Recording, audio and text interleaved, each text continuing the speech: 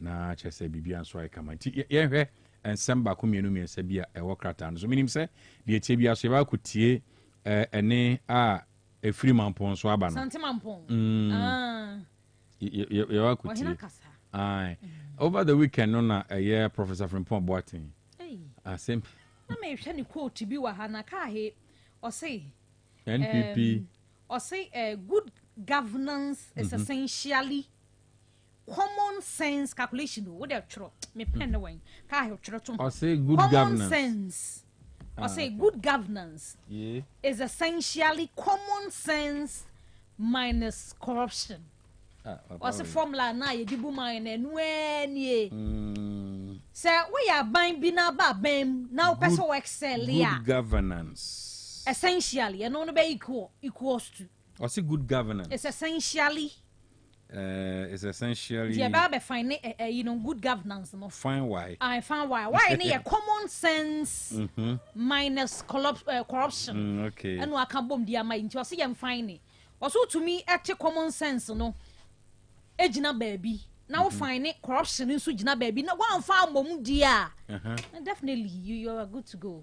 Na ne post ba ko so ba nkomo di ye se nkomo ni nyina odi no city o na fe no mu yi bank kakra no o NPP will be better if the demons are removed from the party eno so wa ha o NPP will be better o leadership position no ye ya bun samfo ni free man ka on the party na wie no mu nyina wo hoi die na e ka Asa bibi na yeka nya betesa hey ensem no doso for the obakasa bia sakwa ye bomb but apart from that no so enkrata no so den enkrata no ensem bebre nu ana yi prof die ye na wonu moka ansa na no yemfa mu aseda ne maboafo ansa na ensem no yabobo boso dia mamo Augustine Cable Enterprise sa wodan na ye ho adwuma no enkane ahodo na obeto ni nyina dabra beto bi e wo ho chandelier light no orbit fan no ceiling fan no anase garden light no wall canal light no solar light no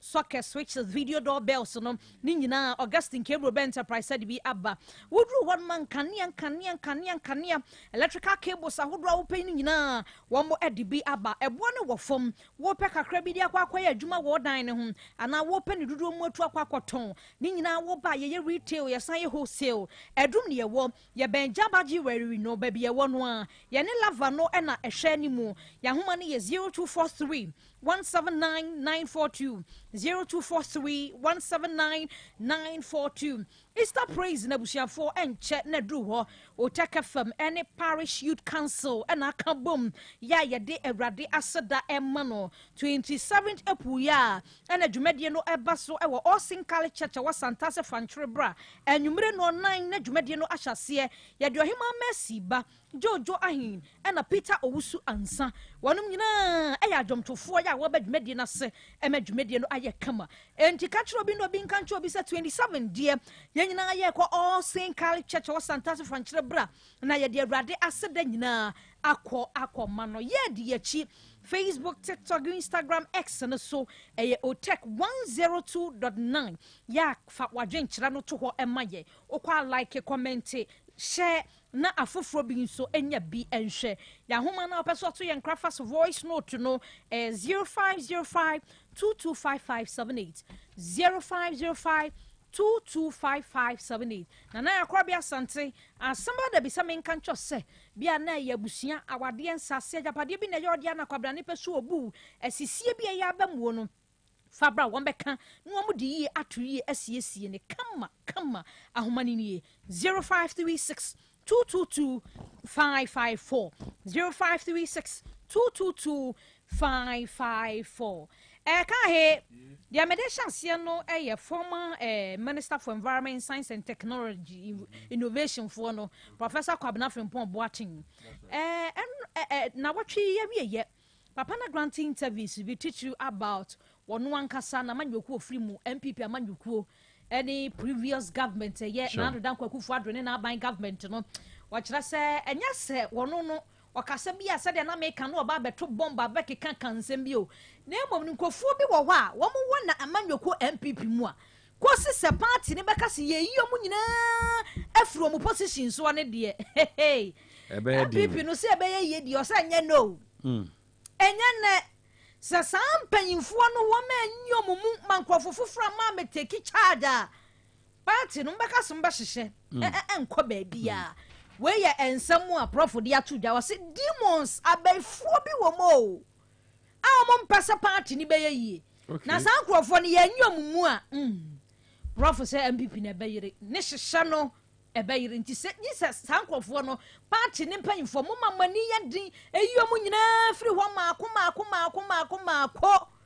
na matumi aka se party no mo hyehyɛ esa de akwa pritumi bie tumi no no de ato dwa se aban bia ba na wo peso ye niam yie kofo boje ne so sa ban we ye adwuma o de formula na ma ye wo kofia no calculate o se we common sense minus corruption inti wo fine abanya obeya ade pa essentially wo ya ade governance no niam ototo ne yie ko yie dia we simple calculation common sense minus corruption common sense minus corruption all right separation of powers no eye adwuma de niam be ko yie anya saa ene nanu asem saa ena ebeye na ekuo bi a womo eye akyerɛkyerɛfo ya ye posti womo afie twa muo ebesi sabre kyerɛ sɛ sabre ene nkran headquarters GS ho no womo da womo kanyina nse ya posti womo abasantemantam ha be 8 months nie salary no en salary new teachers ya posti omesu a abane nya na adwene so obetua fiti last year July ya besi sabre enti ene wo mu nyina akwa akohiem wo Ghana Education Service a wo enkran headquarters we di atamesh 8 months wo maye bi ni aka ni nyina aka mu no aban no enhwe na wo mfa omusika emre wo no manya sadie wo mani abro ma babada GS we wo mu nyoma adwene so wo mbekọ ne wo kyena ka ho ko sise di aban no ede wo mu seka no aban no atua ede ama wo no na watwe awie ye na no memene da ene beto dwa se Ghana mampanyini wakwa piem ewo tachiman no wakoye no we eye dwumadi a womo enso ede aba ya we no ye baba beboa ya enuane no ye bedua bi wa hanom wabra yenkodua bi ewo yenkoto bi wo baabi ya de se bokina memye mefa bi na ye ni wam nisuo ni yesu sansa ya nkasa si ye betumi adua ye de ya na akwa bibia ho na eno na owura Eric Opoku wakasa ede ato edwase aban no enimani bia $1 million or the ban supply farmers over 1,500 ewo northern region na tomato production no o meduane more ya ye betu nsase na da ho ya nkofo aku tomato production no asem na wo kan kra tomato no eno so ho ensem ewo ho tomatoes ne ye hia because this is not the time the beka say ye kwako pre ye kwako but oka tomatoes asem no mame fa unko Ghana National Service Authority Ghana National Service Authority for enso abomodin transplanted seedlings tomato seedlings na almost 49,500 seedlings are transplanted into 3 hectares of land that is you have say 7.5 acres our National Service tomato farms Kumewu. I tell you telling you say NSA will rise again na kanisi kano besina yante ho hwe ni adeadea na as I talk to you now tomato no transplant no na ekoso no in fact they have invested money in the project. I tell you communication director na ayibo na Patrick Etia na ayibo na chia transplanted 49,500 seedlings of tomatoes into NSS. 3 hectares. Into way NSS. NSS farms na hunsa no. Just imagine. Oh, this is a situation you see very good because should they continue with this or like this? Your farms no inki ebenya ndoba ni bebre. Honestly, we can do it. Oh, NSS, my dear.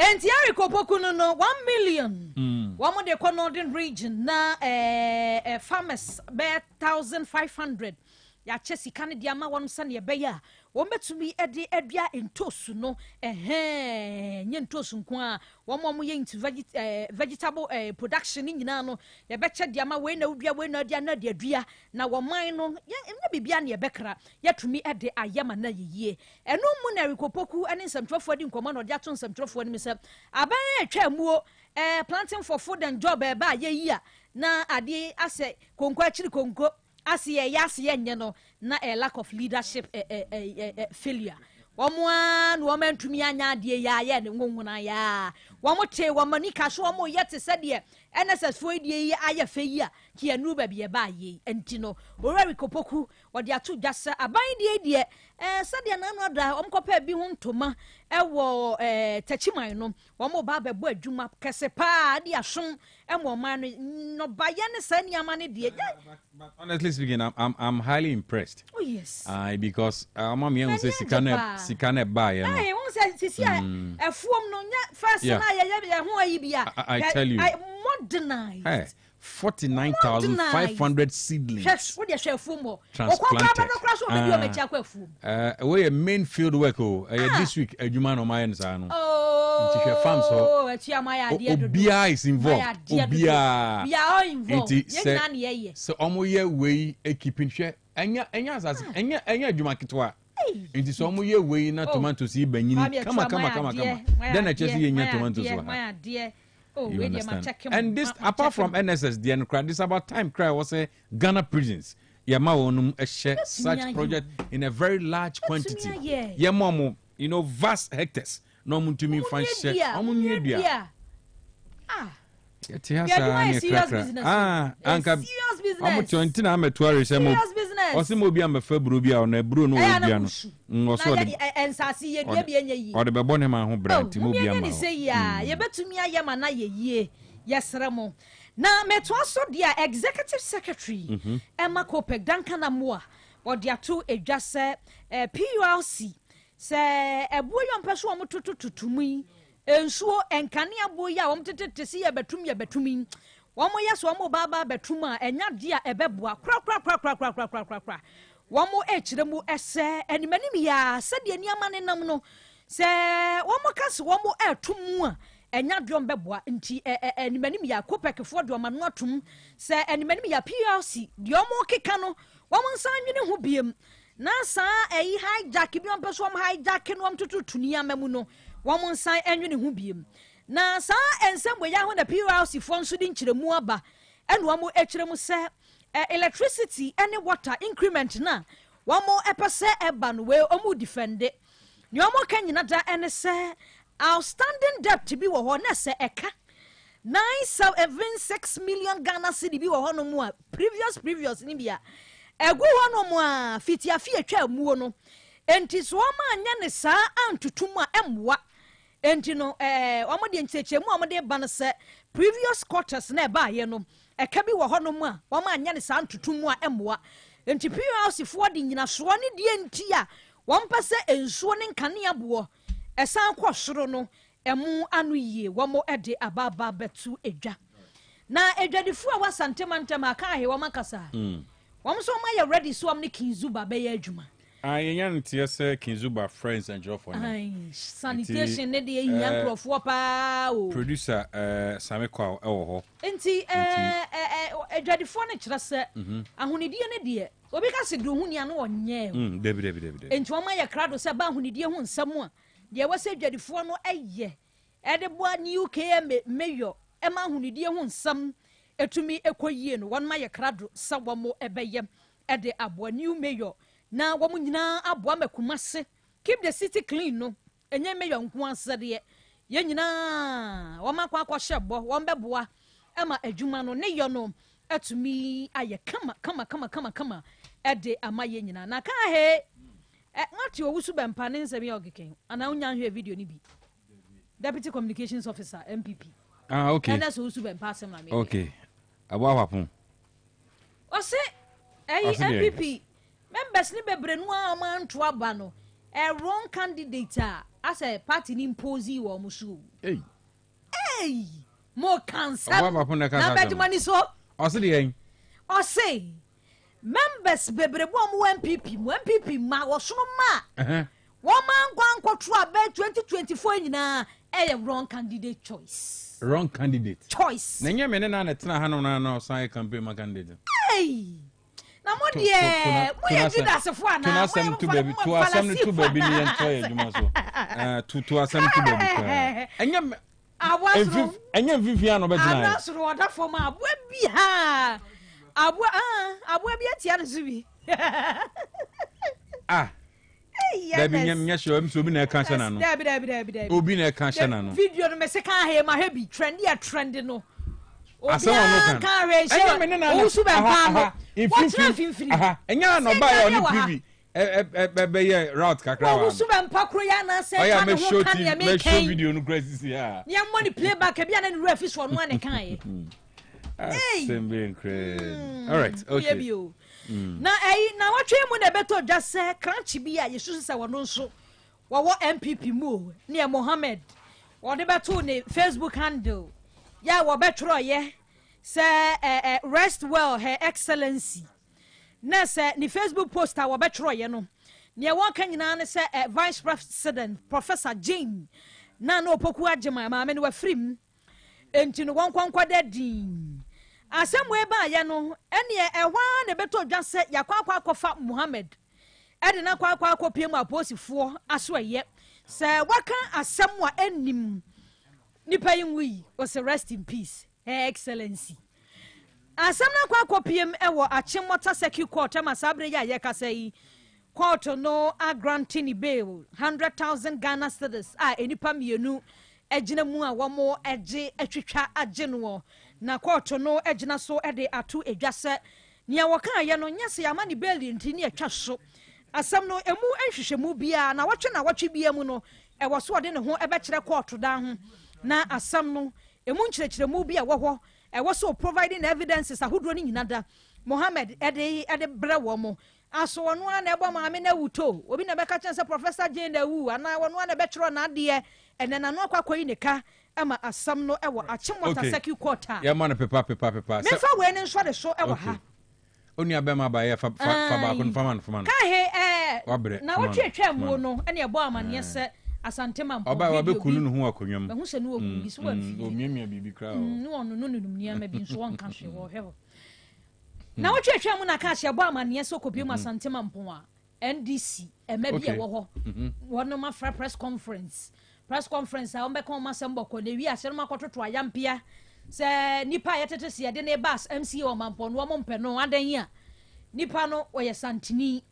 ebie me nipa miensa wo mo shortlist ye no na sa awura yi Esther Dwumoi won ka ho enti sa na ya de Esther ne be MC di a ene yo mo so mo mpa santini e wa santemampo na asem e ba social media ne so de nkrofo bebre na se na wanya bibia nkwankwa kan asemi sa eho asantemampo mampon na akwaka we emfa na se we de yeso okotena ukrom na akwaka kan sansem we na nya sa pa de asantemampo de majanda anya djuma na enra asantemampo okay wo hina wo asantemampo hinem da sebre osebonsu otosom yinu otena na himfie ekasa ye di tudwa se de mrantie ne kan wo video ni mu ayampio mu twa ye no wo ma wo mu fiti enra besi enawie ya so ma me pachew wo sa ayampia no mtoto ye ne ho a wo ma mpon be hwe tumi ya asama ohene no kan ye ni na mumiensi da sebre asi mampon enra enenra achi atweame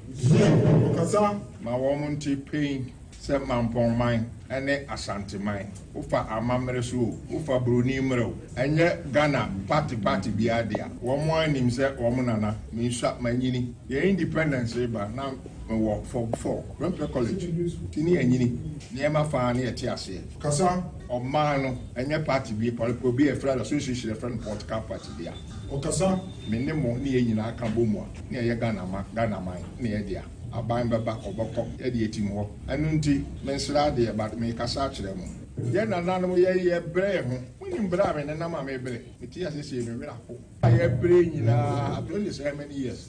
Matra ko nya so. Ya bre ne etimanya sa 2 minister chai. Party kese mienu e woga na ha. Ufa ba bia o mpanifo e da no obi a di buo ma me. Ebi sem sum di buo ma wo. Masoma ban na no be fa me se bre fie osoma che. Be som. Da bibi kakra be kwa kwa yire hu ni ayo no. No be me buofu. Before ye text bi WhatsApp de bre me wira ko yi. NDC party members bi. So wamo eye adwuma ni abefram se ye wura.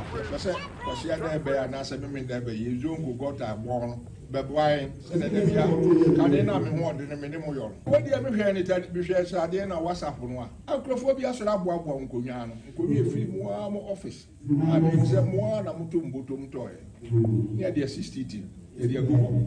Ye hwe petrol aguso apamatis ni ahye no wo hye ni wia na te se Ghana government bibia buy bibia wo hye wo mo ho awiro ko aye nim gu ahye am kasa me mpese ebisi bio wo ma ye sa free NDC no me mpe kasa muntu wo mo fo na wo mo nkoso na mmara ode ama wo mo nyo kira anesa ye be pete ya ho na ye so akyem so 2 mini kuro ni nyina ye dia ekutae mo that's a kasa na okasa wie ye no ye nya nte se oma pachawo simple oma pachawo ti afi na audio no ebe nante na obia te se onoma pachawo na chew pani mu no say no bitudwa ye kasa free NDC Asante Mampon party office eda ukuada ne yawada so ensensem bi esi wo NDC party office sansem e ba yi ene edi efi aka Asante Mampon ama aka akonwa the silver stool da sebre etiso enti ene party empanifo ahia se enema ekọ so entwa yie nyina no ye fa fidi so na ye de chawpa ama the traditional council ye de chawpa ama Asanteman ene Mamponman ene Ghana fo nyina video no mu no na ye nkomo no na ye wobotaye bet kasa bi eba akiri a kasa no entwa yie eno na ede saa efi aka Asanteman eti ene kasa bi a ye tin wo akiri a anya ye nde ama Ghana fo obia eka bi no saa nipa a omo ne ye edi nkomo no enyina e wo party office ha ye bema obia akwanya na nsem a efiri omo nu mba ye no obia apa ho kyew se ne akoma beto yem ye nyina ye nipa baako Asanteman enye yimu Mamponman enye yimu na asundwe a ene yen atena Asante Mampon ha emresanti nyina no akoso ene yen atena na saa political parties a ewo Asante Mampon no coexistence na akoso na asundwe eye adwuma na omo akasa ama ewiase nyina ate omo nka mpanimfo ya hia emse nanu asem wa isi no me frame kwadwo boatin me na me kasa awo mu no na nada sibro se bonsu afre ya tuyefo temfumso ya ba kasa mu ne me kasa me kasa yi ya santini me free Asante Mampon beni makura se ni beni me free ja konfron hene efie temesira mo adisema me kan na chawpa na me de nam nananom so temfumso bi ekọ da sibro se bonsu ahemfie bia na e de chawpa efa fidesu epa na nada sibro se bonsu acho onananom edi diemu a boni bia amaye bia mfumso bia amaye bia mesre nanam se omomfa ncheme na enya sa na me pa akire mensa da mensayem eya chopa mfumso bia amaye mumfa ncheme oh ama pachawo ama pachawo se boni bi amaye bia fantum ho maybe in civil nimule okay nana kahe mo mighty 88 omo de omani chire blue light yeah now hobby yeah na dey chire na then na mighty 88 de buy then na blue light for nso aka well Dr. Kasha the thing tie nyina say MPP amanyoku wo mra hyebedwafo eba nan ba kuma se ha ne dey na wo buy na say NPP amanyoku ni mra hyebedwafo wo mra hyebedwafie nyina ana ebaye bia mehu kumawu MP afi ejoso MP kwada so MP onu nyina no mudim da wa mo asko MP askwa hwaya wani asko MP mama pat you your baby so wani asko MP dia your baby semen krani adone me so woni me so okay me any problem say me nim no me nim na dia me nim no ayi wo mu hu wo no za but hu mama pat afi na so aka so no ade anya mi hu no so so nipa nye eti ansamafo bi ewura hanom na de Arabo ns ya wanim I was a can watch in wo nwane cause me can ho asem ya I was a can square mpia sama na we deputy MP so MPs ne by Honorable ns ya nim eno ye kumewu MP okay ena akwada so MP Professor Kingsley Nyako ena me hu adwoso MP Honorable Kwabena Boaten ono so me hu no na di odi omanim ya Honorable Alexander Afenyo Markins won na di anim wonum ebesra blue light adwadifo no na enomba na nya asem ketwa kosi broni beka they were mobbed by the traders adwadifo no edi wachi boje won so ma wa kwa aba a na nya asem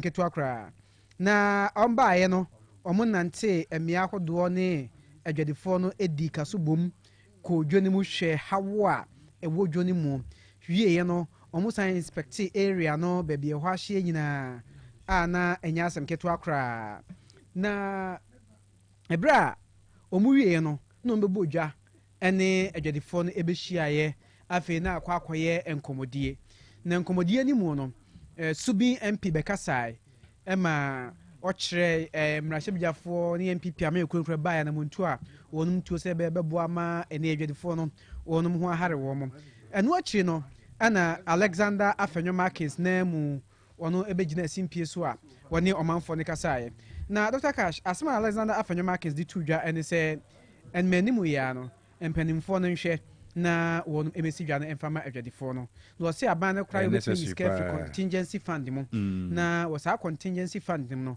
wonum di aba yi adwuma no edi ama wonum na owie no ana wonum emma adwadifo no 200,000 Ghana cedis tete no 2 billion se wonum emfa emwa eye wono ho aka no tiska omu yi no na fiscal cash 2 billion enti omada nis kana dia ma adwadifo no a ochire se wonum emfa moa adwadifo no na omonso ho enhare wo mo enti yese ne edom kuma ne bai no mba ya omso bestre adwadifo no na afenso mu akram de mu omo no ama party ni on any your baby mama party any your baby ni na mitwa ne mfo nyine askwa MP my party any your baby meso aba ko pe no any your baby baby that is it and minority ne by Alexander Afenyo Markins now no kwasem no mba mu je fans fans there fans there dem omeje fans there na o de nyoma ba there na onye fans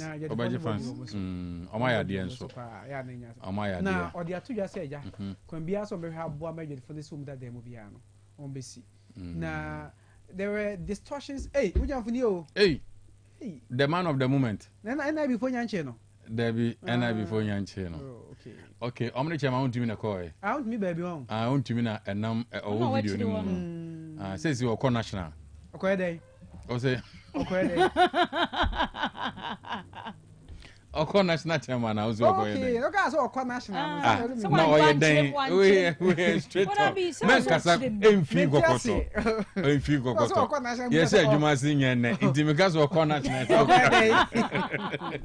Also we elaborate na untumi eko national chairmanship.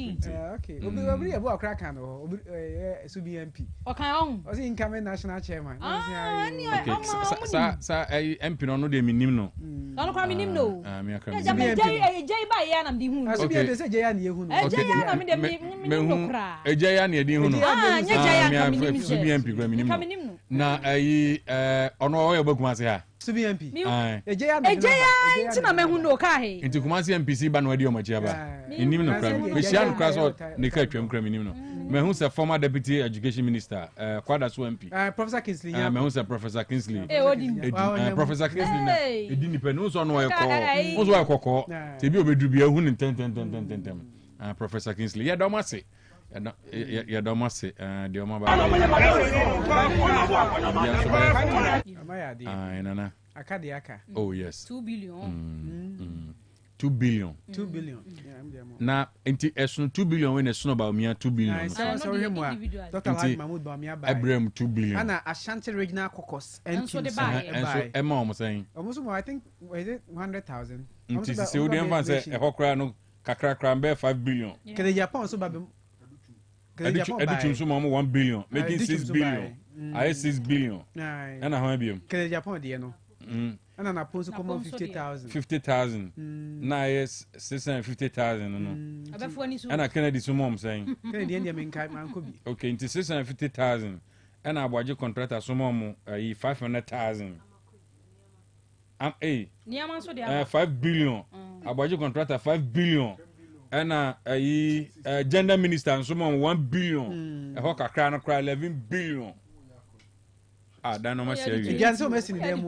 O say. O must gyan. Gyan do messing them. O must na ka say baby see her. Ya do must see. Ya do must see. But minority no, o ma no ye mienu. I mean nim so man planning no buy there. Every Alexander Afenyo can say Sraban so no mo nsi dwa no. No mo mo contingency fund mo nyiska mesi dwa no. So be MPC dwa de for na nsi o ma de. Oh yes. Amo kan ni na wi na so be MPC, o say dwa de for na nsi o ma de. Ti mi busa say abai ko contingency fund no use card ba share the phone in someone no family the phone no sit down e sa kwa so de no ni asem no okay the phone sika be mu contact e kire hwe okay tina dem kuma na ba bie e ko so ho no all right madam asenana ya mishra mo pa why ene juada say dia na say am di herbal clinic and I was say ye bu resi say ni enkope ni oma ba ko mienu miensa bi na ye hu se me producer ye kwawo so ewo mayor ho nti bra esem no ye se yensa ebeka no na ye ne no di nkomo tiawa sharp na menko amdi eba clinic na yenkonkoni me ne Dr. J yenkodi nkomo all right okay me producer kwawo man so hello Otemenka Dr. Cash. That's right. Okay. Yenyantia se mayor tun safre and sen trofo ukupi mu ho and sen kaine ko saying. Dr. Cash, my mema OTEC for na kwaba ma aye Kumasi Metropolitan Assembly. Senya ye nim semu enwabo Richard Oforiajiman adodon friend Zuba. Wababe came a boss and ewie otunsa a French central for say or assembly at the mind yembra na ye meti instead nem komoni na no eye Kumasi ahudidi sanitation wo Kumasi ene kwan obefa so a or the bekon such sanitation issues na ewa hasden and he said etie for bekaya before say or after so winning elections or or ordinary na do this to jakakra na e be pie mo say or say by Wednesday wa uti pavement to subiano say wo free ho boso so amoyi agye ka kwan na nkasa boso a mudi didwa no so mo free ho o se sa asem na o kan na o dan so gina so eye nyambo a o chena echi o hya ase na emo mo be hya ase e de afiri eye labor runabout ho na e de aba eye wayiko ho no na assemba ko mienu miensa bi a waka nsamtrofa ye wo hadi na no aboye hu kakra ne eje but so say yenti of friend back when na sense I'm sure for ya na ye bekwa ko bisa asemi so statista or ye bibisa mama semtro ni bi am friend no embisa na say na enkofo ye opa mo free eye pavement so na so mo tete kwan mu a omudi dwai emfa na odi omukọ o say mama semtro ni bi embisa na sa akwa san isan say so obi ya kronfo obi di tuo ekwaje nyama efiri obi ho enye no kwan so a na wo ka che sempa kro no se onjaya obekwa kopa this onye adwuma ya ansa na wa ka che mpa kro so onjaya na kosan obi sai no nti se edwadifo no eti kwan mu edwadifo no eti pavement so na so opamo wo from nyambo a Wednesday ko na emansem tro ni bi amfre ni bisa ne se edwadifo no de omo coin Dr. Cash neto su mienu so osim onam central for eyiso ebo dewro e de akere eye edwadifo na ewo Kumasi ane se omu free wo se the obey wa wo ye edwadi no wote na se Wednesday next week osan ba kwan so no bo unsa wote wa oba o se owo bibi e friend no military democracy Oba enyo no kwa no beba one na mrantie beba omoba ne ombeya ne so omonje onyama na omonye bi ombeche ombegwa and then straight away ombebo omfa police emfa unko police station omfa unko baby ombebu straight away enti uye dwadini na se wuti Kumasi ha na udi edwa ewo eye pavement so anasa wuti ka kwam na udi edwa honorable Richard Oforiagima Zuba ese yen kan chiro se frequent no one frequent na so bad ya enya de oje onyama nti se keme tax force ni diwechi na dabi oba ken gu card o wa mrantie ka no omode ba omchu ombegwa ne atoso miansa ne se mpanyinfo a ewo stores wo aduma omadwen se car kese ya omudi yi omonyame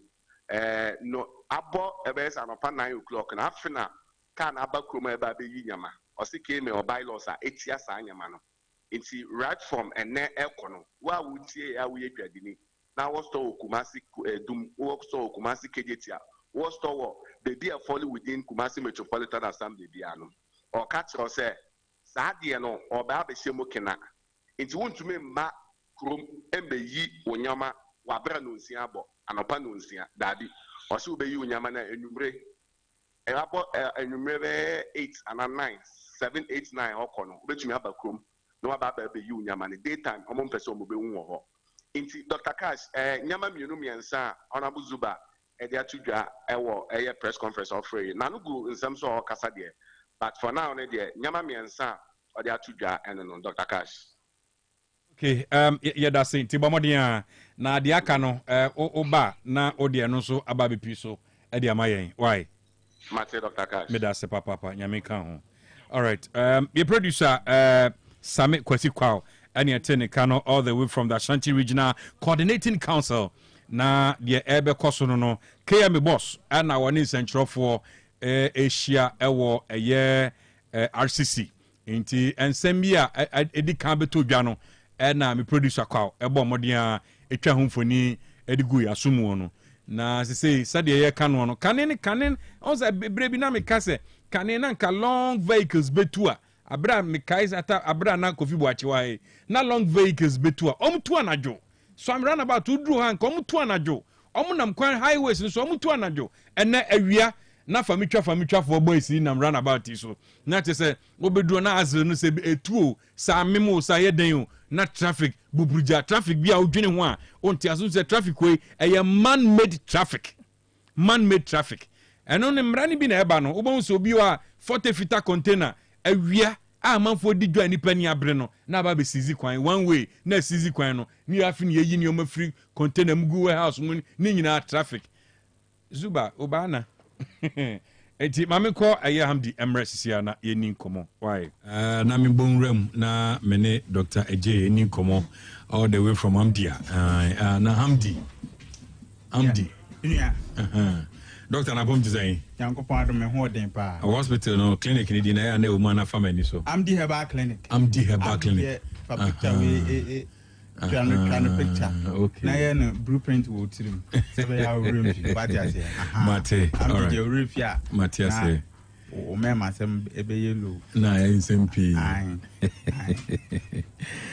doc se bibia boko de bibia boko nya doc body ase nene ofi oboase ton asempa ben na wo mayen yo meda wase bebre ne akonya ode ama me mechia watifo na media me fitise anase me hyase ana atiefo ati asemde efise ma yenhwehwemu bi ama enhwehwemu no de eba beto odwa ne se ya yare kan ya twentwan ya na asepa enu nti no eye kese ansa na yatu anamon ya bibifo titru Ghana fo obeti asem no de owa chirichiri mpo beba na waba abegya yasa na de ben no o mantem enti obeba no na o the pressure ma doctor say doctor abetimi aye hu bibia maye doctor me kai say me ye national service ba sa enipa no ebetena sia ama yare na ye kasinti omde ne decision beba no aye peche enu nti no se eba sa na o ma pressure say doctor bombondia na se bebia duro bi afa ye de hye no maye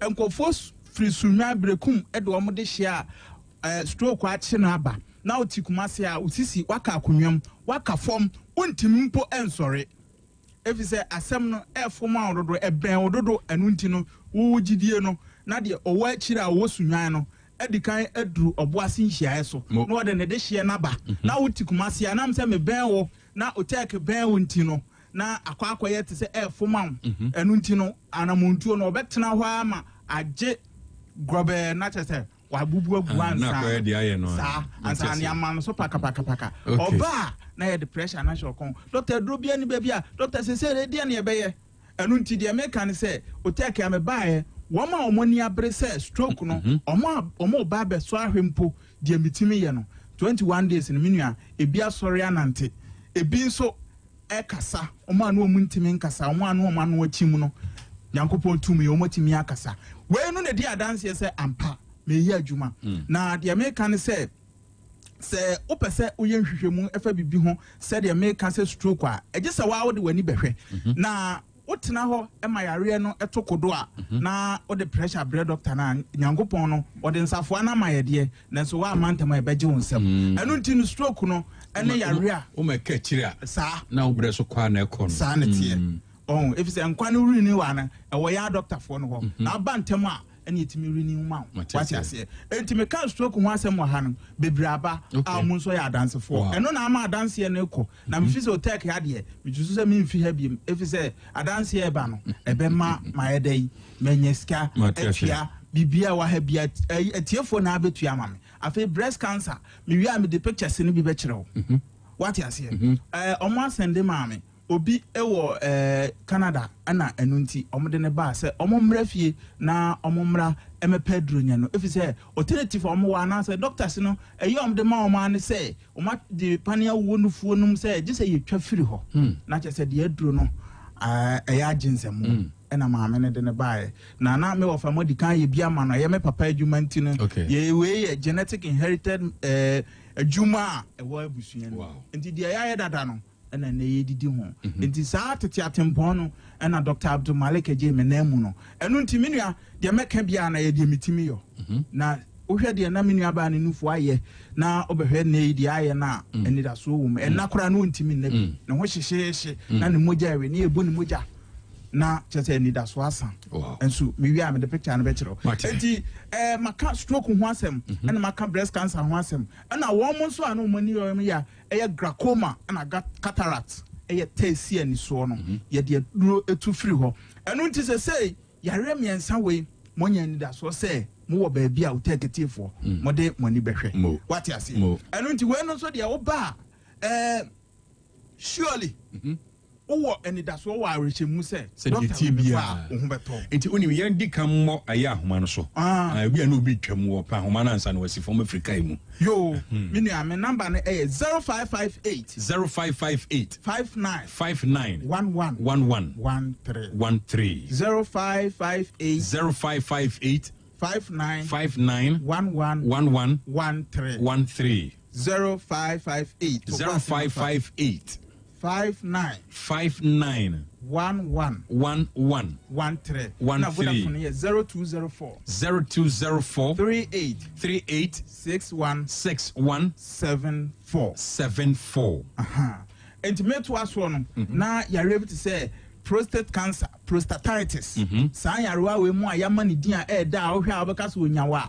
ode be chewo no yare we so mu abema alternative awa na say option awa ne say ye de catheter na bebo ato bema mu enu nti say yare bi na e hawo na adidi ho ache a eye enam yare a papa woni da soa ne amdi herbal clinic ya de yare no de o ma surgeon no de wo de akina ma yare na asoro say ye say me papa wa hye rubber be say emfie mienu ni ye sha na asaba na yeyi a na ya san akohye saa we no na me ka kire o say bra na ye ma waduro a ebetu ase amawa onhye katita bi mu obetimi adwonso afa natural be man watch ase saa yaro we no mu no aya na obi wo ha oba omoso no de nenam chenchen efise ampasa oni aduro begu ani mu ase yare bi te stroke ameka ho asem breast cancer ameka ho asem hernia ameka ho asem no se oni aduro a wo de hwa obi ebegu ani mu ase anase nipa no bampa onya resource no na Dr. Abdul Malik Ejidie me de mesie no na me yo de me ka no na me yo de me nananom de agyamen no tete atempon no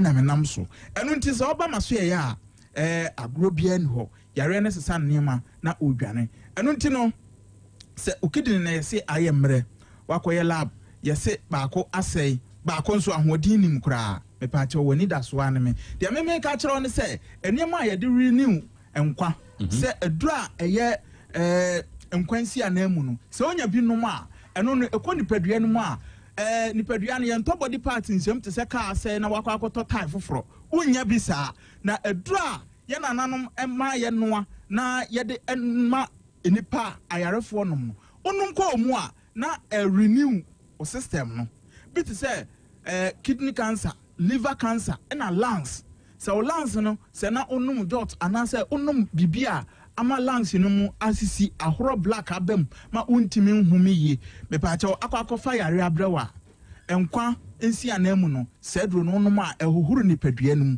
ama nipadua na ayɛ sɛ nka akɔtɔ pass no foforo ne nso ente saa no asan enya foforo na kyɛ sɛ arrestore no ɛno ɛna ma ɛyɛ adanse sɛ oba amdi herbal clinic a yɛyɛ anwanwade wɔ hɔ ɛno nti ɛna yɛde yɛntoma bɛbɔ OTEC kasafidia no a yɛnim sɛ kumase anso deɛ OTEC deɛ empempem kasafidie ni ɛno nti no nkɔfo atie nka amdi herbal clinic ɛkyira kwan sɛ de bɛyɛ deɛ ɔtika mu bɛtene ntam yo ni yɛwɔ Obuasi nhyiaeɛ so police barrier na ɛkyi mines for gate na wofiri hɔ a na wokɔ police barrier hɔ no nti no wosi wɔ hɔ a security no yɛ tight ɛna ɔba nso a yɛbɛhwɛ wo ntam no wasan asan wɔkyɛ baabia wofiri baabia ɛno nti no wosi wobɛsi wɔ Obuasi nhyiaeɛ so wodu nkwaagya nhyiaeɛ kaa no elodi wɔ hɔ nti kaa no elodi wɔ hɔ no wosi wobɛsi wɔ nhyiaeɛ so police barrier nhyiaeɛ so police barrier wosi wɔ hɔ a yɛbɛba abɛfa wo wobɛhu sɛ signboard kɛseɛ si hɔ a Dr. Penny meda so nti sɛ deɛ ɔhu me yɛ a wobɛba abɛto me na yɛ signboard no si hɔ wobɛba no na mea na metem adwam na manya adagye paa ahwɛ wo na wo nso wohu atɔ wo ɛno nti no ahyɛyɛ no kɛse paa baako nso wɔ Asante Bɛkwae Asoa Abesoa ɛhɔ no nso yɛwɔ kwan ho saa usi a omre kura obehu se signboard ni si wona ugina ase a obehu se amango kese bi esi wo ye clinic na amango ni esi ani no enu nti no na wahunu se dem de kire wona hwa na waba beduru na wa flyer number no na ma ba be faw but the spiritual na be wie ebre no nti no ebre de ba ko dodo akonwa ba ko ntena so nche enti menua me a minim se ebre no me time no yaso na se me bre no yaso enu nti ye fa me number no entudwa na edudware no entwato me number no 0558 0558 59 11 13 0558 59 11 13 and Vodafone is 0204 38 61 74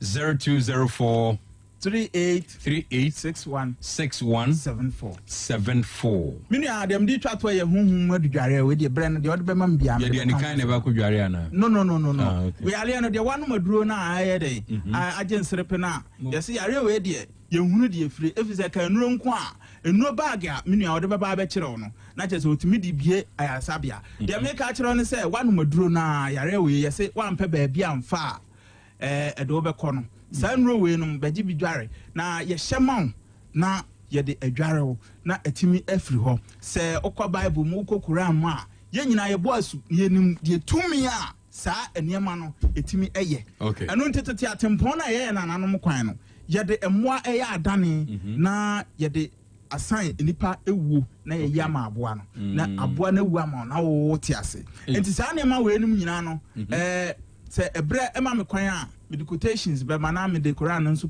aba if say yesua de because me doubting Thomas am tia na me ye hebai say me nsua de anka me ntimi nya de me ye ene say obesua de a age say opa bibi hu ana say usua de ente sa enema bi wo ha ontimi nye enu kure ni am de ba clinic adudware ye tete atempon dade bi twa dade mu oba ba gi bi dware a okra da no eno ne aboa wo de beba na ya da na pusu hu ya de be mo aka dem die wiase na ye no ye ntuna wiase biala wiase ne na hokwa nti Nyankopɔn wo bra obo bibia o de bre ene mre ene ye na ade nti tete atempon ye dade bi twa dade mu ne de odaseni bi otia asase so bia sa protection no matia bi seboa no nti me kɔ no na me de number no bi twa to di twa to kora number no 0558 0558 0558 59 59 11 11 13 13 0558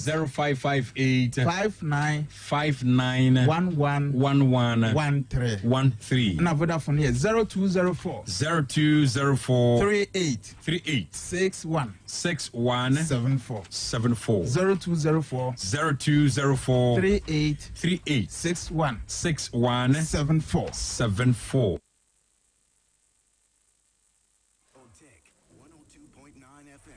The pride of Ashanti. Dwabrem. OTEC 102.9 yɛbɛtoa so na yɛakɔ mahoma so mekɔ ama no so na mene owura Richard Komado adi nkɔmmɔ ɔyɛ fraud and security expert. Rich, what me come wajo? Rich, me good. Me te on catch it. Say bibi aboko dear. Go ahead, go. Hello. Go ahead, please. Go. All right, good. Right on OTEC 102.9, we are political shows on Yedin Komono. Rich, currently, issues happening in Boko. 85. Hello. 33. 466. Yes. Go ahead. That's right. Now, maybe say right now, issues are Ekoso, Ewo, Boko. Currently, security lessons are a peer free Abba. That is saying. But I'll say not Boko then.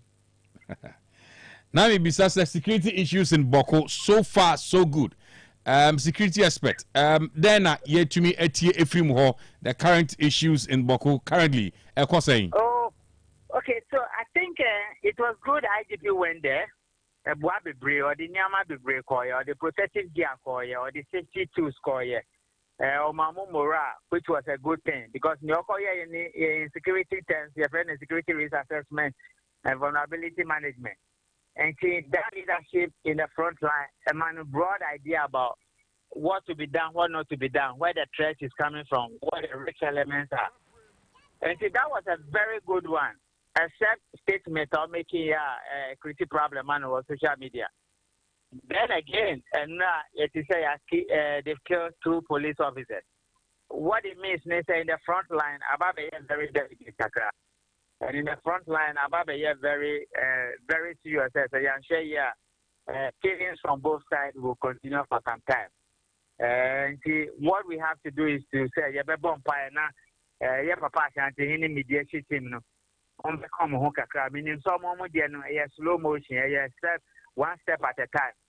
But so to me, Boma de no year whole year. Now it will bring some related peace to Boko.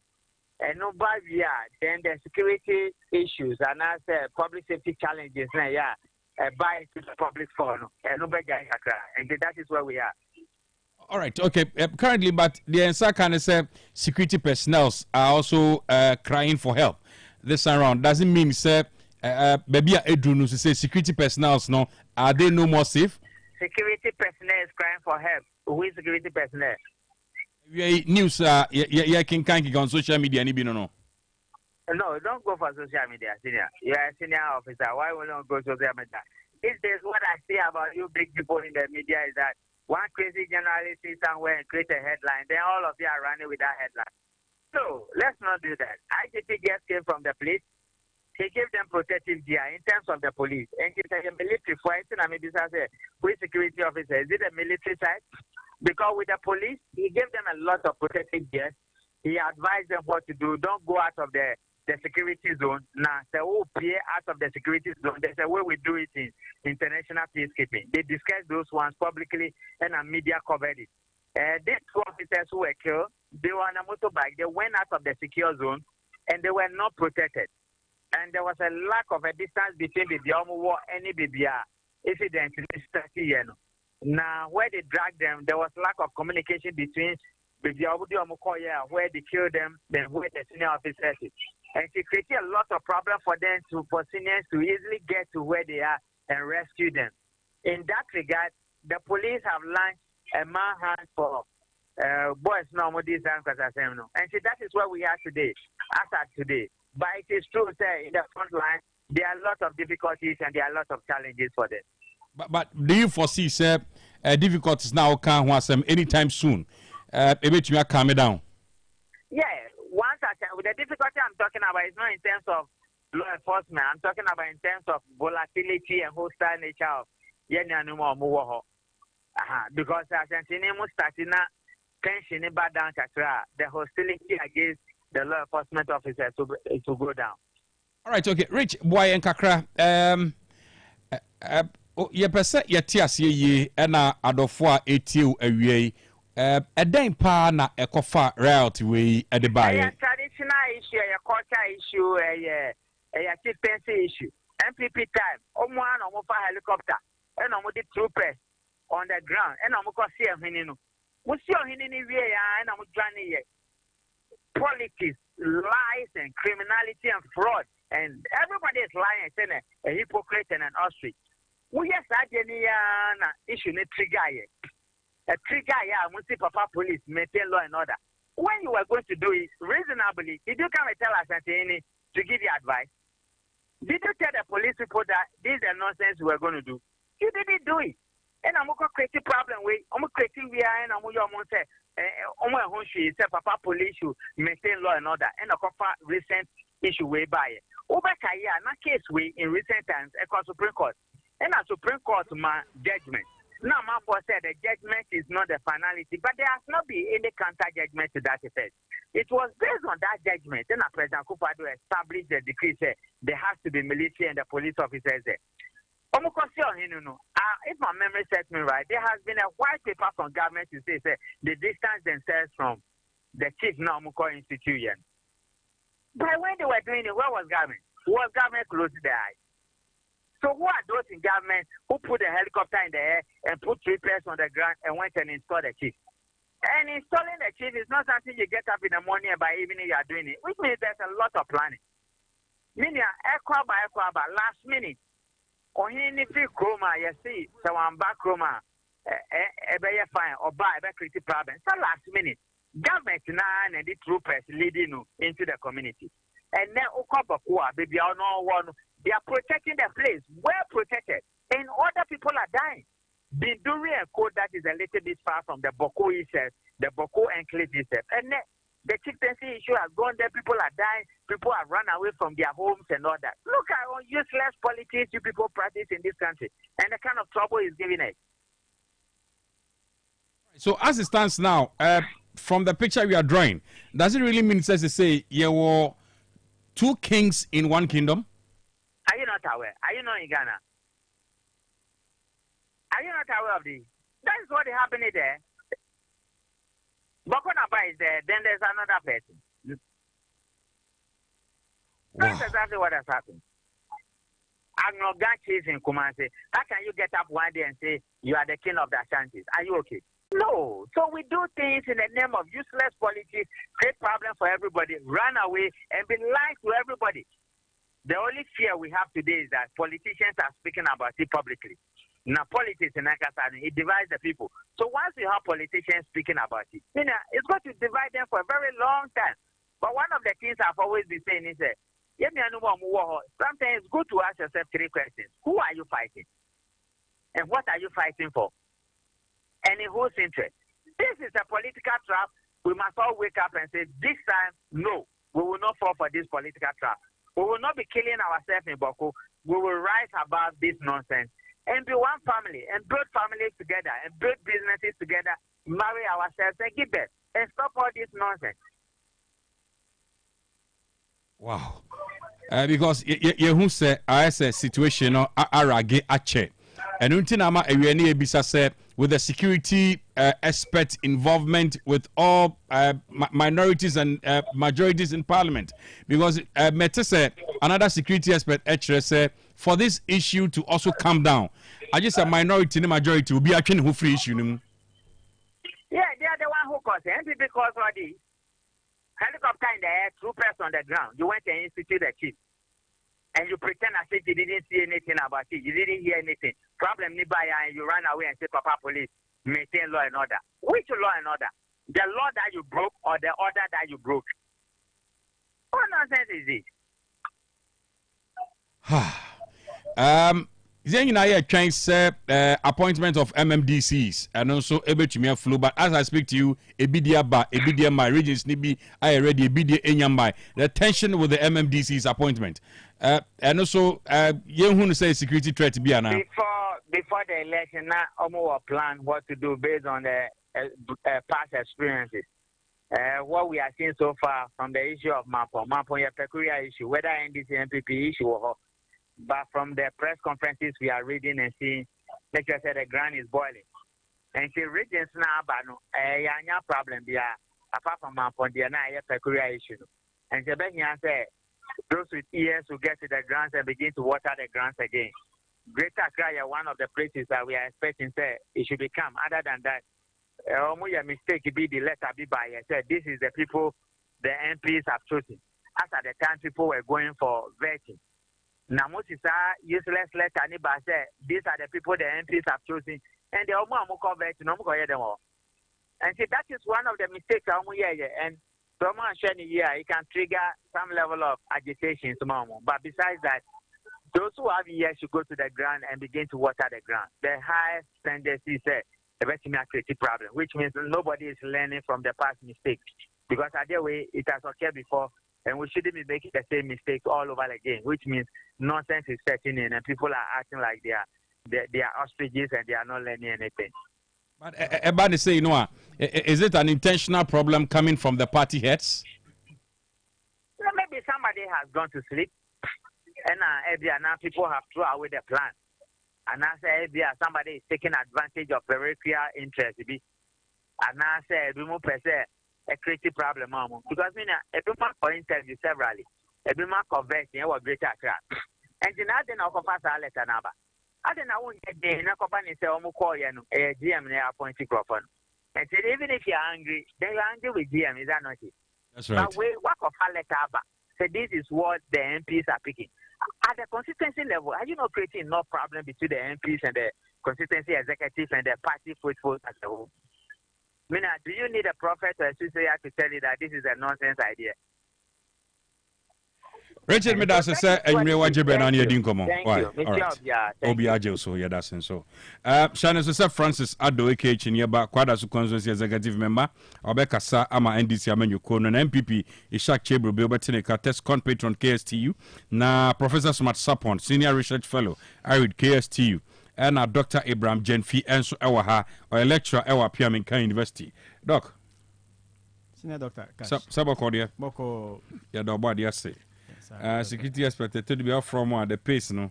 Anybody be a smile, and to say, and you better. And I say, me friend about crowd, Mijana Lines, no, or signing will be shooting come over, baby.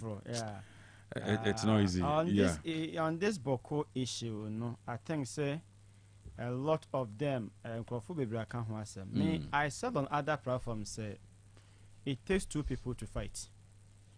This in Tokawe, it dates back to the 17th century. So, you no man proceed for so, na yawaha, ye nikusase lineage biawayaha, into a higher idea. Now, what your stories now, the people there say before the election, you know, the NDC came to promise them, say they will ensure, say there will be peace. And I was asking myself, what assurance was that? Because you see, the issue, no, the bottom line is say, why they are legitimate, so or you can ever. Are they waiting for the president to come and say, "I remember band with my powers is here way," and I say way? The politicians are very clever with this issue. All committing on my next election, Aquetiano. Me, my future medema union say, enough is enough. At least, Mona Mukuru Ebo, whoever promised you peace on Tibokubi. Whoever told you say be a obey king obey Juan. But Rich Commodore is one renowned security expert. On a subsequent presidents, Juma, you know, why Juma Nache.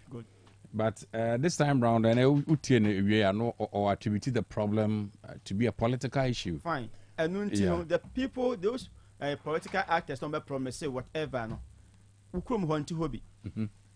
Into quite Siboko ebi movie. Me sure say or more according to the security like I say or more me should be to hobby.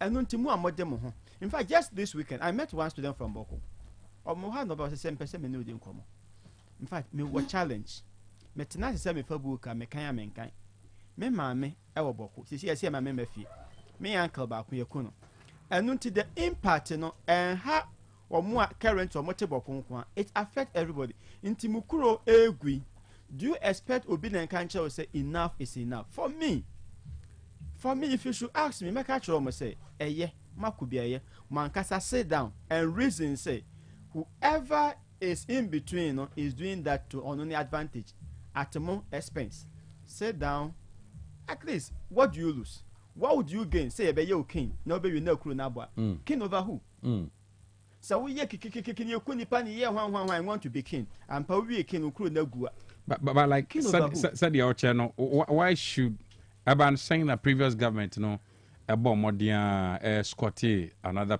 person to be crowned as chief. It was an business, so doesn't mean we have two kings in one kingdom. And over Ghana, you won't grow baby now. I know of about 4 towns, one town, you were 2 parliament chiefs. 1 town, 2 parliament chiefs.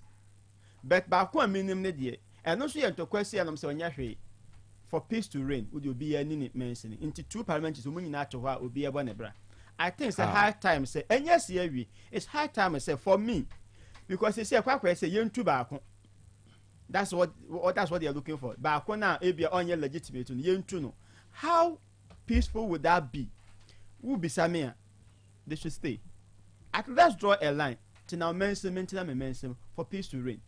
Who be Samia? Because for me, so we yen in your near say kingdom near Yawadia, no krunaba. King over who? All that for me, I'm looking for and you know, let's peace reign. Sir, issue where Ekoso hey greatly affected NPP vote sure in the northern region, but I am not come. Sir, issue where Ekoso Boko affected NPP. For me, you bet me attribute to or fail one in the north because I think I listened to the youth. What can I say? Because they said the president came to promise them in tea. And MPP got 0.0000000 in a whole because they have been promised peace. Okay. Against MPP. Now, do they have the peace now? For me, are they very sure say this current government but to me na so aka say see ade my ba enti nipa na on your legitimate me too no. I'm not sure. Right. Say the president will be able to do that. Mwankasa sit down na mwankasa ekuro no makon ache ekuro na ebo say ulu so will land ni bimpo now will peace for me I think it's better than to own a land na ekuro na bebo. Anyway, may that say that was just by the way they are not na shots here just some few 5 minutes be not just say but before I bet was the belated happy birthday to you. Thank you. Yeah, Michelle. Yeah, until on can weekend. Sana Osha baby Jiwani. Oh, there be weekend. So once again, belated birthday. Thank you. Papa. Ishak. Gosh. Yo, bro. Now, to say. I mean, umpire, why you're here? Now, yeah, them to answer here. Yeah, kakra. Yes. Now, just a while ago, night, yeah, because I fought Boko issues. No, I mean, what follow issues no keenly. Na. Then I also who frame because Sally Crawford lose as if you know. I'm ranting. I don't know who is fueling them. Because I know we're security experts, pa. Richard Kumado, yeah. Oh, yeah, sure. No, he's a renowned security expert. Oh, yeah, sure. Oh, yeah. And yeah, as I say, Ujai Kasa. Why? Because Okasa. Oh, that Utieno. Obesuje Gumumo.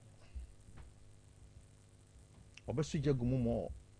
Is very dangerous, particularly at the time when Otumfo said to Abibio, Santi Kotoko Hene, Waje Penny, say Obitu Anamono Abua, na Asumdie Abba. What you say? Entino said, Dr. Kaya no say it dates back. And the other now go for the installation of Obia ye seen hene Nansan in the yard ye. Now Ubijina Sumum now de Casa. Was we security experts? A bomb pa. Now I didn't most more time say what he's saying, from the branch yeah ban send us ade no so cause so any onko na chi any on san ko na chi bi ye no nti na me mpese e ba bia ode nam no so onim nwoma kra nti you could say one ne nya adwene onim nwoma kra no ye expert kra listen onim nwoma kra no na ye expert kra ne kasa mu no so wan kasa yi a o ma ne I get where you are coming from. Say kasa ne to ya e ma ba nyina so exactly I understand where you are coming from but because so obi a wo ye man prosini ye nyina ye penetration bre a papa ko kuku ye no nko ade kasa ye no will take you back what you say wo do be kwachire kansamwa ni e be kwa kodro hin enva ne be kwa kodro ono wo betimi aso issue na ke dia ma otumfo say to abibio ono so it's getting worse so ono so betimi aso issue na to lose a life crying yeah better let them to talk about 3 and over look and komono ye koto abano say omo escalation adia sadi ina abakese no and say omo hold his excellency the president John Dramani Mahama to account say wobeka say MPP penso MPP aban baswa na boku cases na ere na mu afunyan ne case ne kosoro MPP aban was man hunu we bi not to this point IGP car straight bullets ono wo scene no na waboko boa na waye totoye na yetimi ede ye ato ye no your body car mutuo I'm say lucky say etuo no amfa car no mfimfi na kofa car na say efa mfimfi depending on the type of etuo no ke be bowura car no ne chance ni mu abowura wo mo tie kire wo nyina bobo ro mu sesi ya kasa binduri which is even far from the capital which is far from Boku no yashobi ye kasa ya just this afternoon enra when Mr. Secretary a friend say approach for me no ye ku omo da police bucket echi your friends a pick up bucket echi enya wo wo ye security expert no nya na akwa kire wo bi ase what you say nya na akwa kire wo bi ase nya na wo kwotene wo nsa a kire se asomasi wa nya ne ye obenten die wo ye ne ye what you say yenunti emrantie no especially kusase for mrantie na asori agina se o ka se obema ho adwo wa ya mo omo agina so omo ato aba ma wahwie nti won peso mu hunu se asema o kan no wodi wose ayoyo Matias here Mahama Yarega too they are reminding him but what is it boy kakra at what point and a second installation also media I'm not interested in one more cultural any one more incense because the moment hold on one kasa hold on meba because if we are now doing community free banner I was thinking say I say ya address ho no na ehun say ho aha we ankoye then let's ankoye let's handle it from this dimension. But the moment I get you. I get you. But and all the security and that is why I was condemning the gentleman. I get you. But I get you. In the long run, it will be a defense for your party. Because the internal person may clearer understanding. All security experts, why did NPP also help to install another chief? And on our issues way at the Abam Ranti and Bufu Abruso. Then a free Hokono, then other security experts such as say, Sana Nakwakoya dia then Yenyama. Did MPP help to install a chief? That is what is some of these. Did MPP help? That's the question. Did MPP help? That is where we have to clarify the issue from. Because OTEC rich, any rich kuma don't kwana matisa or cancer. Most almost 80% of the security experts. I was saying the same thing. I don't have. Where I've not heard. you don't. You've not heard it. Oh, the first time. The first time one.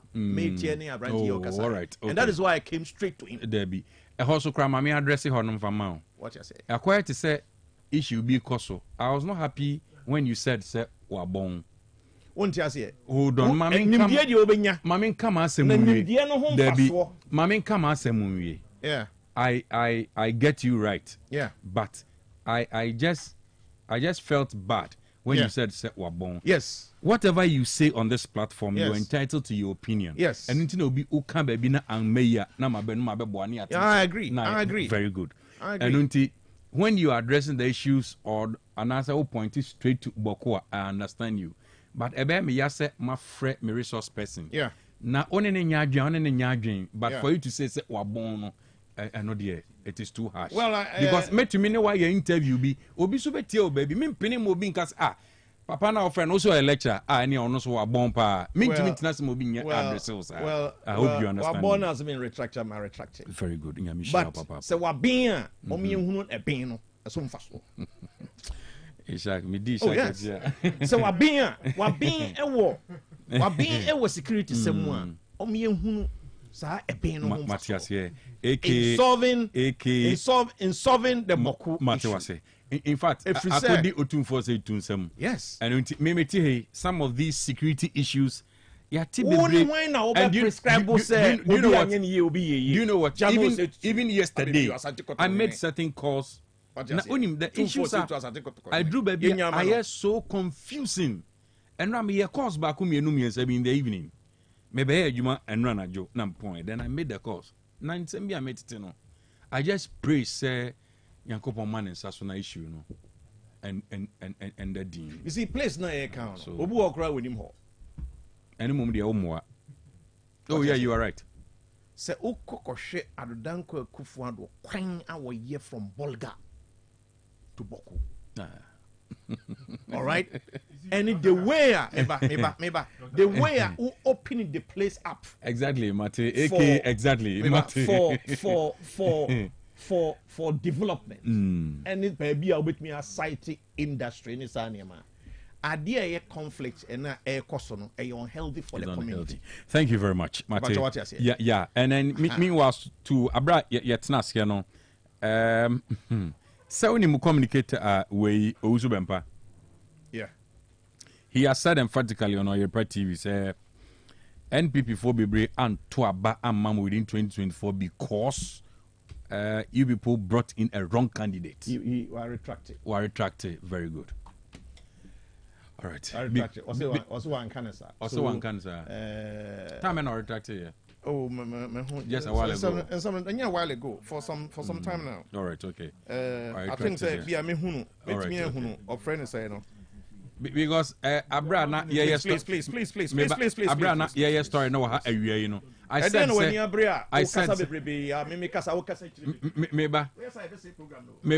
I said asama okay. Ishak hold on meba. So I said say Ishak hold on meba. The all kind of crank I said say the all kind of paper no so mimjini because also because I said say Ishak me pacho me can't say Ishak please I beg you. I said say the all kind menini nyadwini because prior to the election also my was sitting here baby out here that they even had a route on a PV eba basa wa it is okaje am say wrong candidate menene nyadwini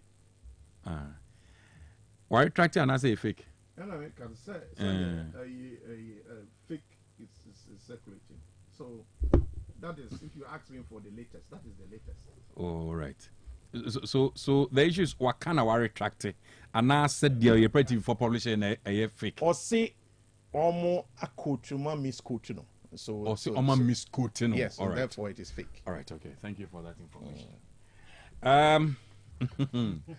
Chiniaba. Dr. Cash. Maukawa. Yeah. Are they? Saboko dear. Yes, I don't be It is cool, that's right. All right, let's go into appointment of the new KMA boss. Yeah, very quick one. very.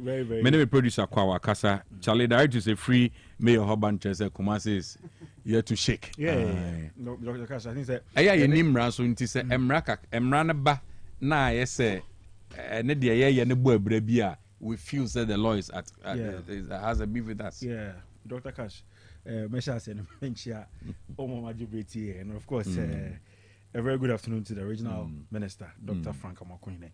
Now, welcome the new KMA boss, Yura Zuba. Only communicators Asia area to brief us on the new developments that are coming. And of course, it's here in the new month. Realize that this is someone who knows and understands the work of the assembly. Well, also he was a former MC for Boise some time ago. Inti why local government. That's right. Yeah. Inti unimde when it comes to local governance. But before I mesre say issues where I was disappointed in Dr. Ishak trying to play political cards with it. And nakwanya wahana then NDC for compromise. You see, some of these things we don't do it. It is past and gone. Issue a bar and what's the handle as of mine. What is the politics about this? You couldn't power. We have to call speed. If you won't need security background now, or be a security person, it's like Richard Kumado has exhibited himself and what distinguishing when it comes to security issues. It is a 1 year. You just keep quiet. Either you are about to use certain adjectives on the man. Fine, or retracted, but we want to say in the first place it was a misplaced and, for want of better words, a very uncalled for words that you use on the man. Because any points will cause our tangent. Any points will cause our tangent. The message me no more boko say ntokwa mugu soko. Nkofo abema penifo people are still coming in and out on daily basis to resolve the issue. His Excellency John Dramani Mahama has taken a bold step. Oba Ashanti region, they odi kan hear and say, or they are sending my era. Until we era honey dear. May assure say ne the SC and run and the SC now. Era Aswanti. Yeah. And very soon steps will be taken to resolve in semester at Pro. Because you are more monsoon to meet in our school. Is there Basia? Students can go to school. The BBL come to a standstill. Yeah. Meanwhile, Sebi. Crowd Muko school, comedy and the same. What I say, but then you worry a lot of people. To Dr. Cash, Dr. Cash, ne KMA boss is here, or my things in Biase. A dear Bakwa, any priority, a sanitation in Kumase. Dr. Cash, Unim says so call in Shire so around the golf course. Now, measure air quality network. Nowadays, I say instrument no. Eba edum area mu ho na be measure air quality no difference no won pa because so wo hwa sa enclave na in dua wo ho it looks like a hono it's well zoned we but ba towards eduma from Kieme why ba abedu eduma the air quality there is different the crack dem bezam say edum sebi edum bon pa Dr. Cash ensure top na wo hu yem Osani Prudential Bank na nimu ho na wo hwe the way a ensure etimi agire ne nyoma na mani a Dr. Cash is an eyesore sometimes yes ana say just nipa na mu because one famu so a wontimi nyaka anko be bia woko etike me boss say ade ba ko ehu hia no pa sanitation in the region in the metropolis enti no nyame adoma free wuku ada ekoi omo hye clean nase and cleaning now what shall say no shall say free as of labor omo be bi so alaba ade ba ko kan ya e wo cleaning we hu amani je ne say omo ne prisons edi nkomo say omo ma yen 50 prisoners are be committed to the sanitation in the municipality especially within Adum ti the ebe say 50 people will be stationed until after every hour bia now 2 no on beba no ma ba cleaning within the metropolis na say Adum a be a space of 2 hours bia no on be clean see be ya yen ma ho no yen say okay aba be cleaning because what say yen many a time ye cleaning no be on way ani aye back area be 3 months me organize clean up exercise. It's this time round the clean up exercise no is going to be continuous. And yet, I say, the INA trivia, Kakana pictures, not media for by pictures near Casa, he is committed to fighting the filth in the metropolis. Okay. And Uncle Danchen was saying, obey the congestion exercise.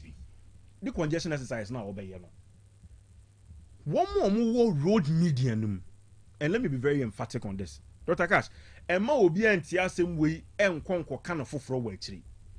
Only I would pavement or so. Ever the shoulders of the road, Unyano one casem. Only problem be I say one more road median nimuno. Ah, what the rim, tie rim, edit near sister so abejina road median also ma or master hockey road medians in Nano. Sanko phone in Nano. You be 2 or more 2 weeks. Baby, I will be as it's a free hole. Don't come there. My refuse to say, yeah, 2 Obama, yeah, pointing on we in Robert Cass was or the Yebra, Rukwanian baby call, and I was judgment. The principle be another baby yajuma. Into some what can I say after sa ultimatum no the amawono. When free road media anymore, guys, never they will beat you.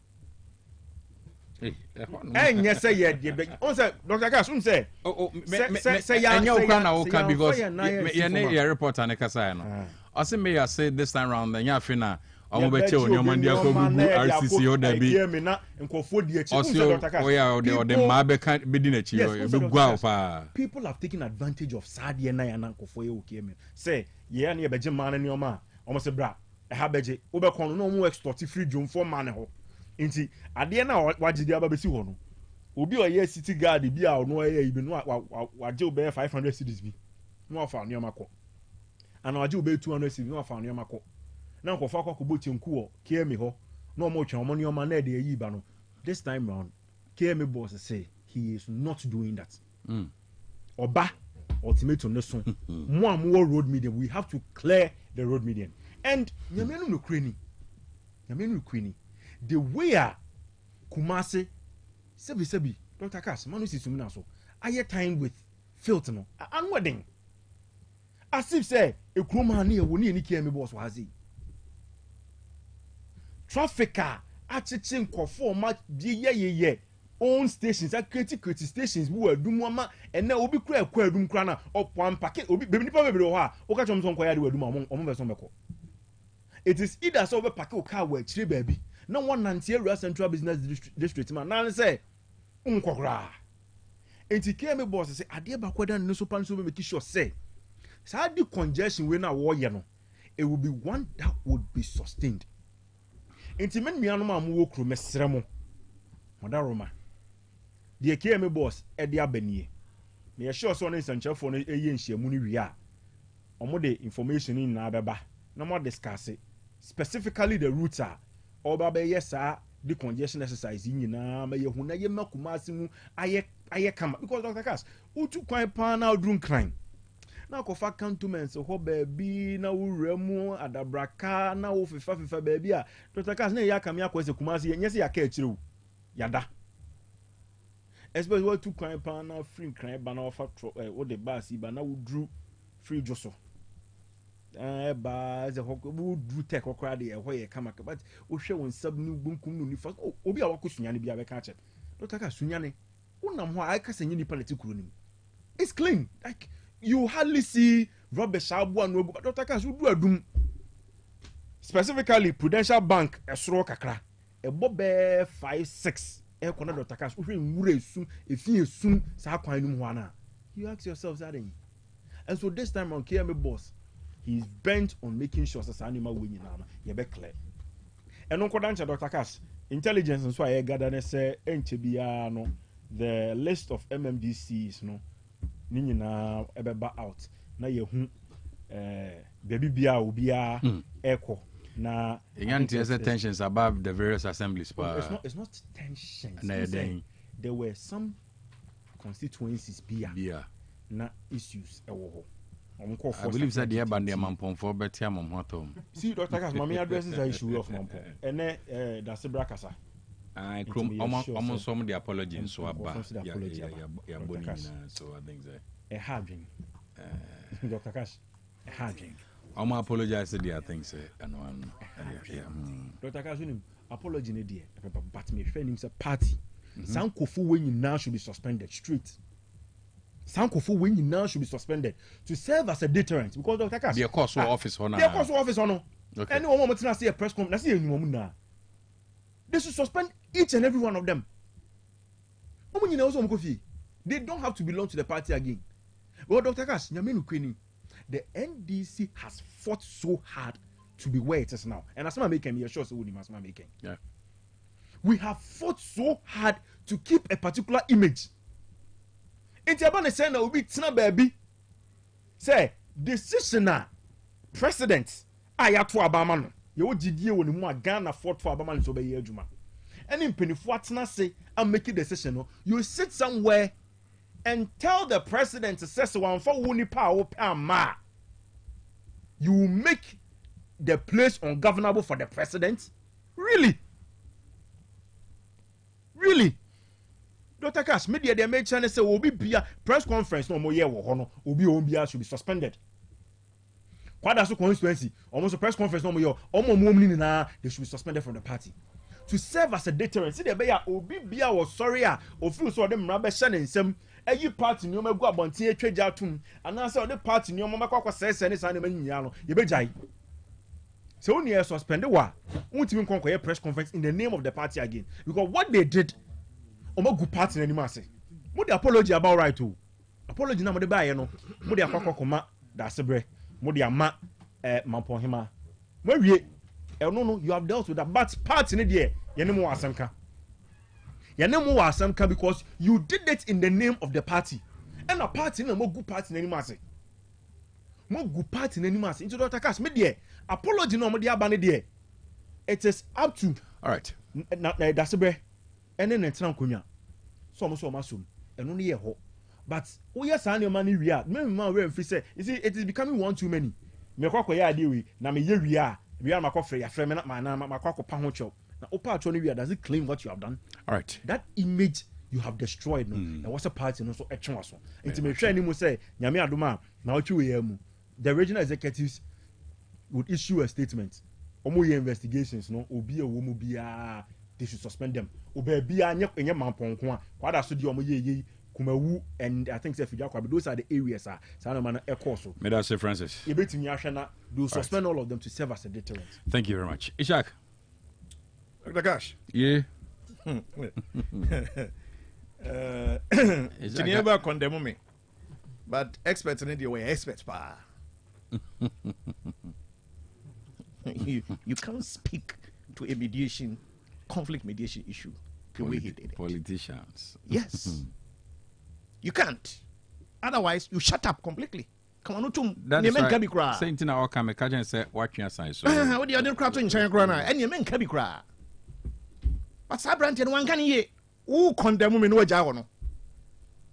What kind of perfectionist are you if you go on that tangent? Huh? Me nam keka se me create new region ma kuzazefo e wo boko English me nam keka anya president Mahama kan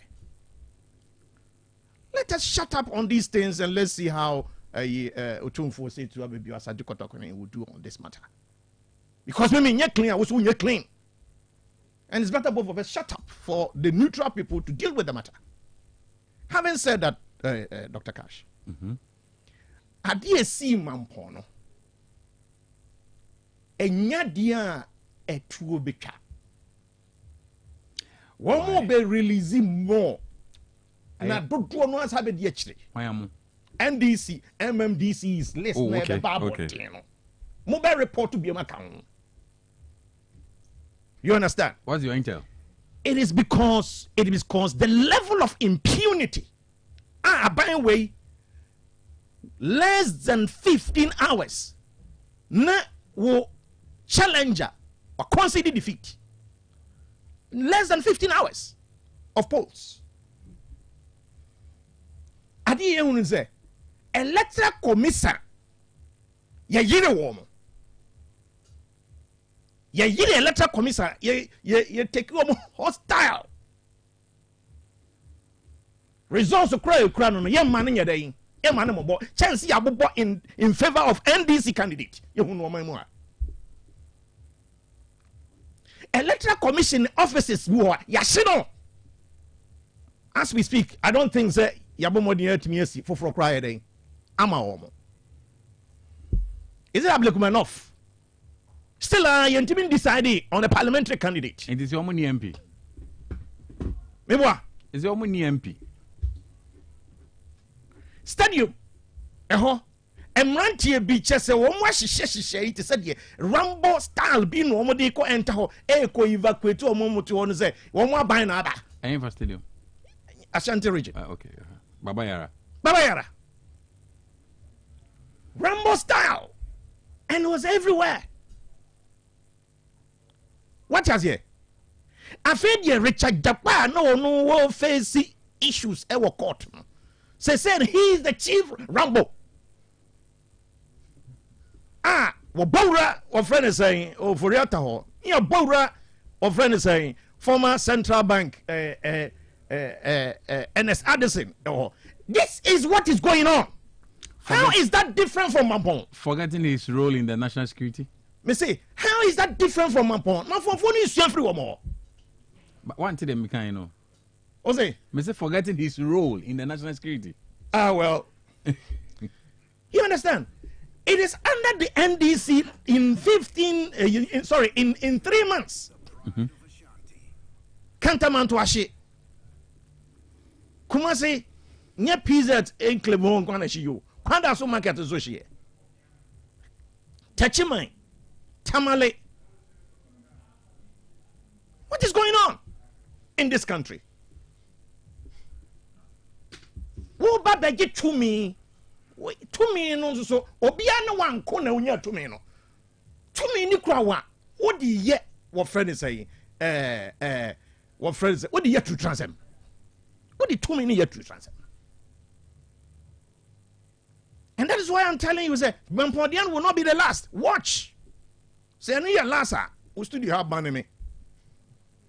By the time they finish the whole, on the releasing listening in the area, even in Ashanti region, there will be additional violence. There will be additional violence in Ashanti region. Watch. Of which we bomb price and maybe sanko. Media me see for anywhere. Because where's our one? You disturb traditional authorities. As you disturb. Sama. Sama. Does it bro say Bunsu? The second, the occupant of the Silver Stew. As soon as see new Dimrika near apology on the buyer, no, and the Pia. If you bet you not sabi producer. Yes, be a free one. And it has been one violent after the other, one burning after the other, one forced entry into people's homes and houses after the other. That's the level of the NDC operation in 3 months. In Tinkwadano, almost young penny for. In other words, the opposition party no enya dia wa no kontokwa. Na bi adan. Adan. And this for adan. Amani nyamo dia o. Atu transfer no mbeja ya munyai. Mpanimfo se so pam ohunfo a oto ne berima na wo betoko so sem be true transam sa na da manfo am be o so true transam no wo be den o mani so mo vesi wo no da na be hu di besi nyam ko na mo mema wo mema wo man mu pa na asumdue o man chichire ni a mining kanko inti ena ye bebeshia ni kasa ni ye kano boko. Let me come to Kumasi. It is very good and noble sɛ ɛnɛ yɛhunu sɛ Kumasi bɔn na afei deɛ yɛde atoto ho koraa sɛ Kumasi koraa bɔn kyɛn kran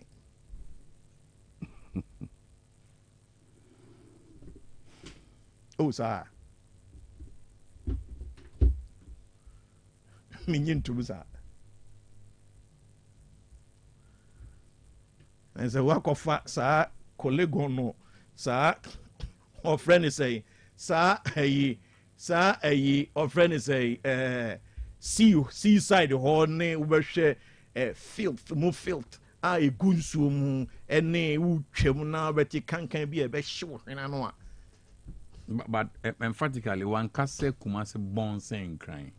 Ne voice no hold over me about their correct me. I don't remember he said. Me so with me about their correct me. Oh, asemi me twene time. Don't worry. It's all power born never correct me. Ne voice no. Okay, was it Kumasi born pa? Me say the way Kumasi I congested. It was in relation to the congestion exercise. Okay.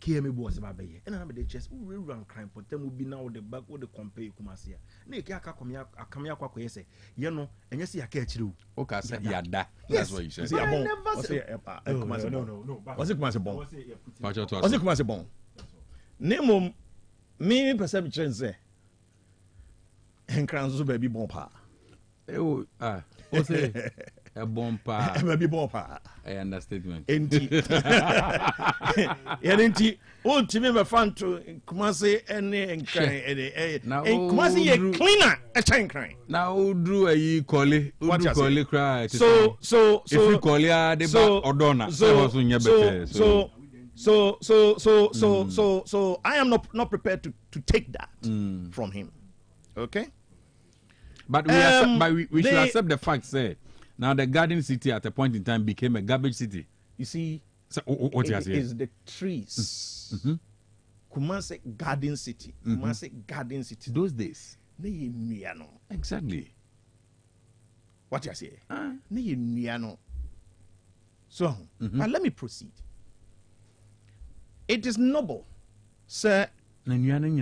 MC, yeah, be appointed. No person will be tackle a theme dedicated. It is also noble, say, he appointed Metropolitan Chief Executive.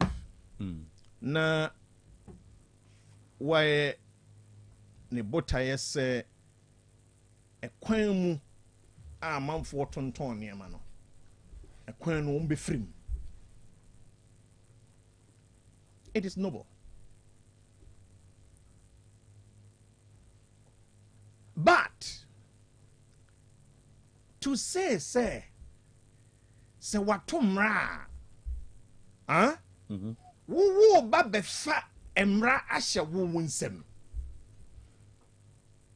Na asotwe a wo de twe nipa ne se wo pone ma. No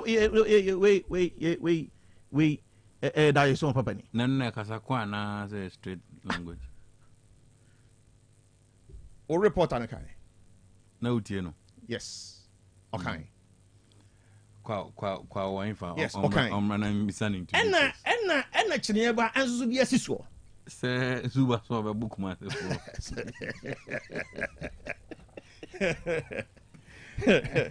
Na me ba jobra mic we chi ma me why. Yeah, okay, they reporting, okay. Okay, bra na reporting no. Okay, say zuba say no mo meji kwa na boss no. O de aba be di na chobe gua on. O say na e kasa kwa na say nani bresem. O say oh, you don't mean it. Manin kasa so friend. Manin kasa. He's saying we are so here. O say nti no why ensem troni da.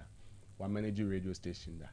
Nti edwuma na ba be no kan na o de on preambles no edwuma na ba be on central for na obe.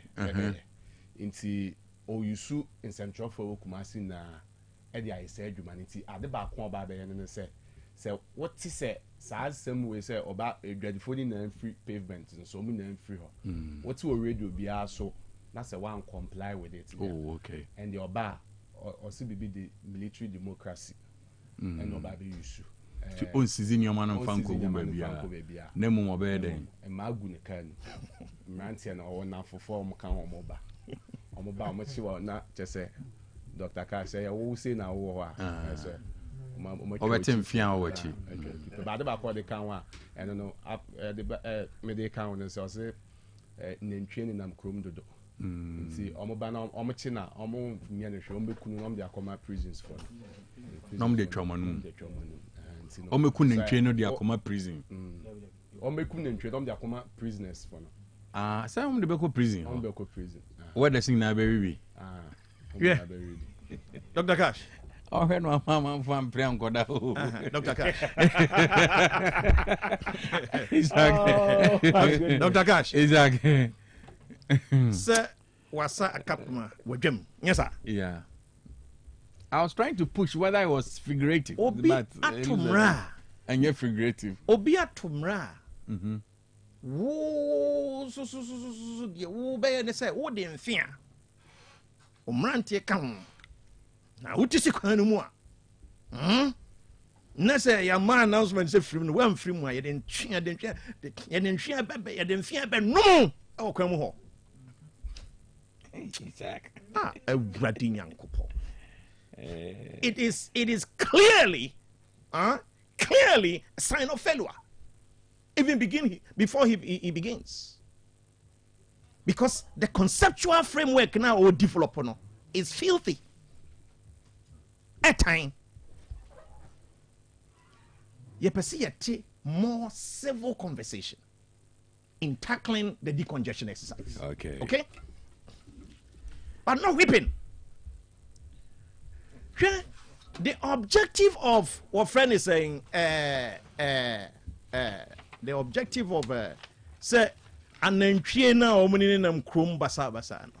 if you want to tackle it, absolutely fantastic.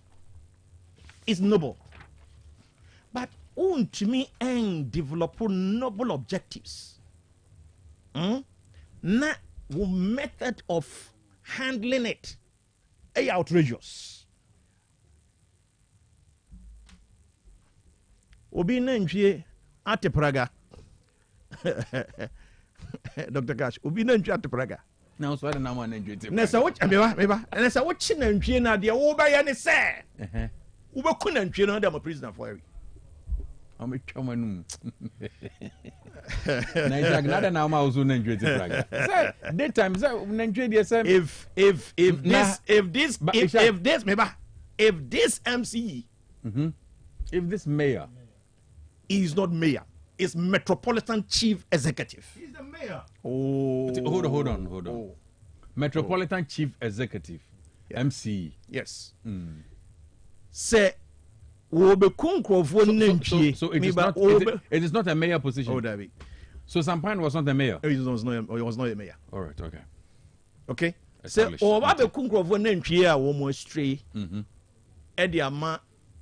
President Fuari. Oba ba betwe emfia na wodi atwa enkrofo a omo ewo kwan mu a wama woni a womo emfiri mu dia ene o court kopa ena NDC government enye ready say judgment that so betwa bi pa. But Ishak me bisa question but I say on teminka me bisa say na daytime also where a man for Jan and Chino Nanam Ka Kwamu. I don't know if you drive around this place area and also at camera. Me sorry, sir. Say me Kasa. Yeah, won't hear me. Also, me bisa question initially also went to won't hear me. Me say en susuya wo ye nina. Susuya de di kan so wo hwe ni Kumase bete. Hey, noble. Very good. Haven't I said that? Good. Yes, I have. Then I said, decongestion exercise. And you noble. All right? And I'm saying, and then chia warm street, I warm one, all be say, and you can say warm street. No, so a noble objective. I have not denied that. Therefore, the method, the approach. They are two different things. Hold on, maybe. What you say? Oh, car 70 one foul suggested approach and say solution be a Well, assembly be a the bylaws. I do not think for a second if he's an experienced person like what Chineba, tried to put across. Yes, he has been MC for Obuasi. Yes, we all know that. All right. Yes, you're appointed or you're confirmed or yes. Mami kotie doctor. But assembly bylaws a permit say obi wo kwan mu ye twane ma. So the laws are there. Exactly. And let's see how we implement it. On this consistent I agree with the legal framework. Exactly. Not Rambo style. Not Japa style. On this note, I agree with you. Yeah. But I say, Doc, Ishako, Shiju, Kwanma, go ebe guan. I think, sir, and let me add my voice near congratulating KMA boss. I have power. Personally, I've never met him. But my tenant can, nominating the voting, no, tells you say, I did back me follow no from Obuasi. I know about Zuba. Or a very disciplined. Good. I come here besides say, also a no nonsense man. I come here besides so military background and I come here besides. For that I don't know. Every time I in watching because now me I think say it's a good call. Na doom the na. You must do a year case if you and to quite doom near doors. So Ubenya baby, especially side when I check Prudential Bank who Kakrana said Hantino say he intends to say obey or ensure say a pressure and back for my is good. One other thing, sanitation. And I think say the other can who say Bema prisoners. I think for me is good. The Biamaka say Ghana ye military and ye prisoners they are being underutilized. That's how I see it. It is at least you been your Juma Maya. I said they will be there to ensure say clean this whole. A whole night can so may suggest to say a dreadful phone Nankasa never honor. Inti to me and put a measure say aha in him some out here. I draw out here, ya own out is not notice there be a baby who say for a hano. It be a more motihano. Either we are finding you whatever. Okay. That's my no. Oh yeah. Let's commit them to such distance and more motihano. But they will not. Into anya, one ya too. Now that's our greed and selfishness. Obinya crank and on one stone you makwan a good payment. Into your band if you are you better find no. We bet you went to ya, ebia, you be you whatever. Fine, say no ye say but you my prisoners have a that is also fine. I think say I want to start with Dr. Ishak. The idea is good. But me nim say be say oye na adwin say king say bebe no. I'm not sure whether he consulted the president. Say Mahama be man no kwan. Say Uncle Bob Mawu Kumasi. Me adwin mu na bia he said he say o kan keke. Me very sure say me nim no there. But me sure say but I don't think Zuba in his right senses. Bet me the obiedi na chia fa. Yeah, me sure. Me feel say neither is also verbal. By our DBO, yet to me, can't popo any. Send a bay idea now. I don't want to be sure, say he meant this ways. No, they are back. I'll be about to obey that. Very sure.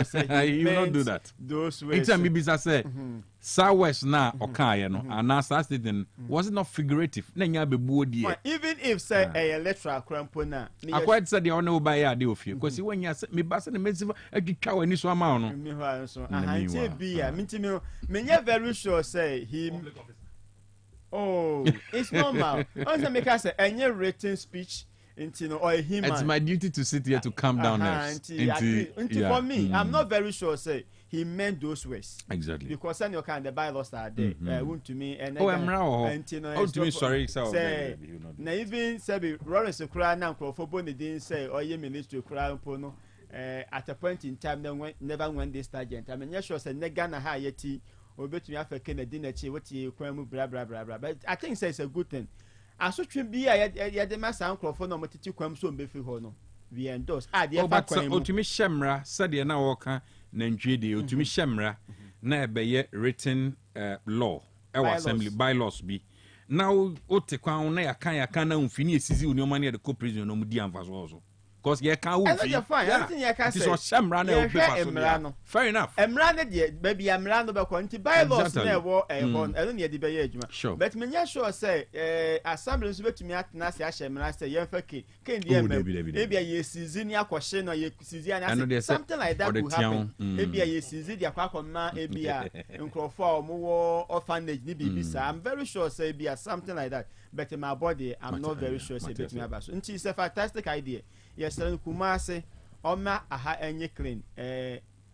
Baby, a better sin Kumasi, so Kumasi we deserve the best. Sending a yet to me a Kasunyani, so Kosunyani, Yentela Sunyani. Na a handsome, if you finish on your man, I had to be brilliant. And you're better. Thank you. Yempesa Garden City, never garbage city. Yeah. Tio say, because they be a those days, we talk around 97, 98, up down to 2000. Those are Ubasa for power. Now, but to me, Jinasa for credit Dinka terms, Kumasi is one of the neatest cities you would have ever seen. Yeah. But Sabium. Why? Because it's a population, you know, business, you know, I was set and maybe a more ding, a banebe be bad nipa, son and nipa yet. Maybe I'm a barrier. We met the way Ashanti region, Etna, even though a business near Baby Kumasi. Yeah. Trust me, that's true. We pick Ashanti region. In Cracker, send the cranny bet me about Mampon, bet me about. I'm maybe a conon go maybe in terms of business. In terms of the whole region in converge Kumasi for business. And I think the controlling it will be quite difficult. Vema Plus Limited, Samin Kai will say Prostafied capsules or Bema Jones or Semu and Koye, Newman Koye and Famau. Nika Mukwadu, ya ne bubu rough. Na uma onaya etosumi enso nika munu a umaswa enche na sensi form ni adia mekana memantia se omo hurry up. Prosavid capsules na mekan for ama wo no na ekoba ne se nioma nkoyi mfa mouse anu a ene X drive ubetumi anoma ne X drive capsules no enso aka bom ebema nioma gina pampen adia ma kama pa se de ofrom pa enche na wasi ni adia de nkwa no wo fom a X drive capsules no na mekan for adia ma little capsules so ho ekoba ne se ekuru abeto o minimum ni adia ha na asa maman ni adia je o minimum aboso sabin predes and carboni gina wanuma little capsules and also ho ebeboa dinat capsules oba konfichire na oti yaw and also ntumi nguyi ni adia dinat capsules na beboa we nyina every prosta Vema Plus Limited omomde Prostavid capsules, X drive capsules, little capsules and dinat capsules abedwamai so na obenye bi ato etu ewo baby bia ye to aduro bia na opebi atu a bamodi afo ani che Freddie Mens Danny Herbal Colinac Herbal Misty Herbal Apidank Herbal any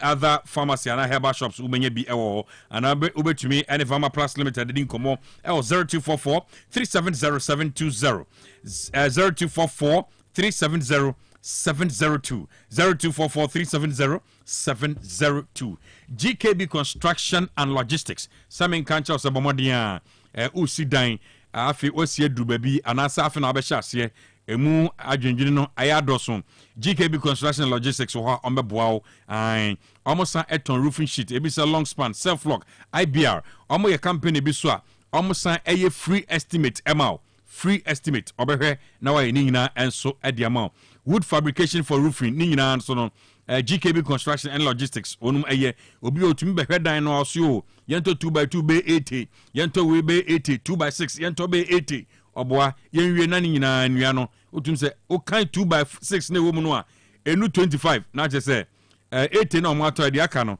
akodi obi ho woton fa ni nyina dan no ho estimate fa koda eye GKB Construction and Logistics na wonum ehwe so ma na ba ne se opedan a yesia wie yesiem kama ekodisa bom ompede ekodisa bom ani nyina ewo ho GKB Construction and Logistics ewo ho anampo se koba ne se dan a yensin wie ye na opato a GKB fo omhwe ni nyina so ede amawo kama ensase a opato nso so no o de kona GKB Construction and Logistics a omhwe so ede amawo o wo fie bi o ton ana property ana fie bi de wasi ene de yensin wie ni nyina o ton ni nyina so ne ton no mu akwa ye de amawo GKB Construction and Logistics MAO from 0246248275 0246248275 and 0201 366 600 0201 366 600 almost Santasia Pre Unsabeka Unum DHI College of Health and Education Etun Safra Sabra non far apomidinti team watch what's you know awie and I say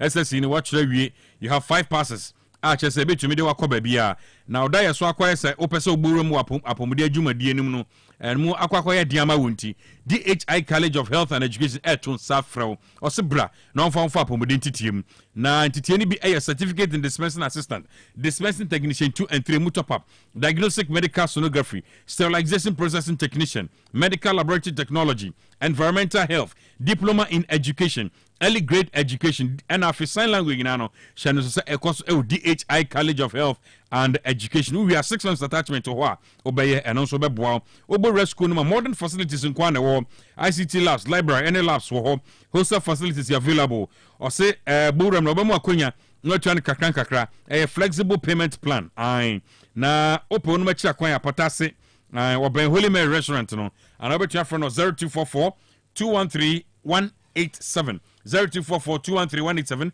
and 0276-221-939 0276-221-939 and 0273-635-765 0273-635-765 Yanko Osbel Blocks Factory make come from the blocks number if you say the blocks no a high quality if you say or the quarry dust any stones any channel blocks no cement is 42.5 R grade and Osbel or the etwa eye ne blocks no into upper blocks papa to a Osbel Blocks Factory and I make come for adiama wo into pe standard size blocks 9x18 Osbel will be a ho concrete blocks will be 5 inches 6 inches solid and I say hollow Osbel will be 4 inches solid blocks clear brick pavers concrete pavers permeable pavers asphalt pavers interlocking concrete pavers stone pavers grass pavers stamped concrete pavers ningina no Osbe will be ho also top blocks in the Kukumasi in Portemo or the Beka Kuja to Tumika furniture Cassi or Trakasi Bridge Noa on income first one and the DNM share and I bet you Frostbell was 0244 377 0244 377 612 and 0244 043 805 0244 043 805 na enya no kwa Osbe motos so ho Osbe samin kancha se opeka papa to ka papa I Japanese specs enye the engine ye Korea na body no so aye krofu fro ne ade chese nsem bebiri cars no aye nsem pi ope correct car topa Osbel Motors ena mekanfo adiama wo owo Toyota SUVs papa eno ye dam ye ntram kama ni nyina bi so ewo ho into ope Toyota cars ana Honda cars furniture Osbel Motors into Honda cars no Honda Civic or Honda Accord or Honda CRV Honda Pilot Honda Odyssey or Honda HRV any clarity will be ho Toyota so Toyota Corolla Camry ni nyina bi ewo ho Toyota Corolla Toyota Camry or Toyota RAV4 2025 model electronic and a science hybrid so Tibomodia or Toyota Highlander, Toyota Forerunner, Toyota Prius and a Toyota Land Cruiser and no a SUV. No ya dem. Nina no Osbel Motors will be ho furniture da kujum on a despite a dying Cassiano Eddie Edmshire and over to your friend 0244377612 0244377612 a banner going to a funny in our corner Ujima Travel and Consort Ujima Travel and Consort behead Nina so Eddie Kama a free website Edicosi passport so Ujima Travel and Consort to Hoa or beheading in amount 10 hotel reservation travel itinerary flight reservation and a visa supporting document. Ningina no, Ujima Travel and Consort to Hoa obeying in us at the amount into open H1B visa, work permit, visa and open 5 years multiple visitor visa. Ediaco USA obey Ningina at the amount. Visa be up pedia consular reno. Bomadian for any chair, Ujima Travel and Consort. Open the Odico Suya, the Open the Odico Pejuma, and Upper Schengen visa diaco Germany, Netherlands, France, and Spain. Ningina Ujima Travel and Consort to Hoa. Ama kama Frejima Travel and Consult was 0553 944608 0553 944608 and 0547 740774 0547 740774 and 0246 164636 0246 164636 ubetumi afra taxi awsapi at telegram open we chira kwa Dwabrem Kumase no so interest o mo bugis dan no chi and as udru eye oboasen so a Leak Towers last floor on Sabeka wonum ewo ho yanom time heba mesha na emwa onipadua ebetu malaria fever na siama aduane adisi wani ma untumi nie no time heba mesha wo ho a ebeboa papa onipadua ya na oti ya wo mu no time heba mesha ena eye sa magic no na koba ne se ensansan si hunamani esisi wo baby wani nyi ho immune system no is under attack ne ade general wabi no enso enkoni ya eye time HH heba mesha ne capsules time HH Herbal Mixture and then capsules. Momodia for time Herbal. It was 0244417669. 0244417669. Na where to me aqua to be. Oh, kama pa. Na bibia so fine. Na and also etunya boni peduano. Na me Kyle say Easter praise.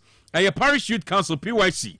All Saint Catholic Church. Fanchinebra Santase, Omni OTEC from Akabum at the Easter Praise 2025. Ya de Brel, ya 2 days hallelujah Easter song. Brabe Chanase, now cra any enye. Why? Woso adwendweni bigu. Enunti any aton safra nyum to fogudam to say, or him a mercy, Jojo Ahen, Peter Ousu and Sa, ya nyewe a free. 27th of April. Sadana Kwesiada, Afimwa, Bosumia Umia, that also Dionusun, Kwesiada, Bomodia. Next year, and you may no 9 Kane, All Saint Catholic Church, Santase, Fanchinebra, na bechow nase, na bibia sunya kama pan fama. Why? Perfect series books no, and I make was say, still my friend that school and Chama Quine, still my quine be a cra.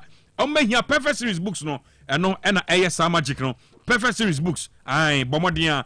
Esa say yenti Ghana Education Jatum Naka enso approve books the free next one ekosi JHS omo English language our word our people history of Ghana RME computing for KG1 ekosi basic 6 creative art basic 1 ekosi basic 6 science and maths na ba preschool so a free next one kosi KG2 omo preschool ewo ho preschool books no numeracy language and literacy our word our people creative art phonics computing coloring any writing for preschool ring na bi o JHS for books so there set ye ni bebre almost science supply past examination questions it is aboabo amafo na no mama tumi atro mock exams terminal exam midterm exams me pacho fall on perfect series na ura any learning book shopper hwanim ni eche se enwoma na oto amoma kenkan konkan no aye perfect series wonu books no ebia uboromo kumase putoja amoba station no and an so dance man first stop Bomadia for perfect series books I was 0243299938 0243299938 and 0540755465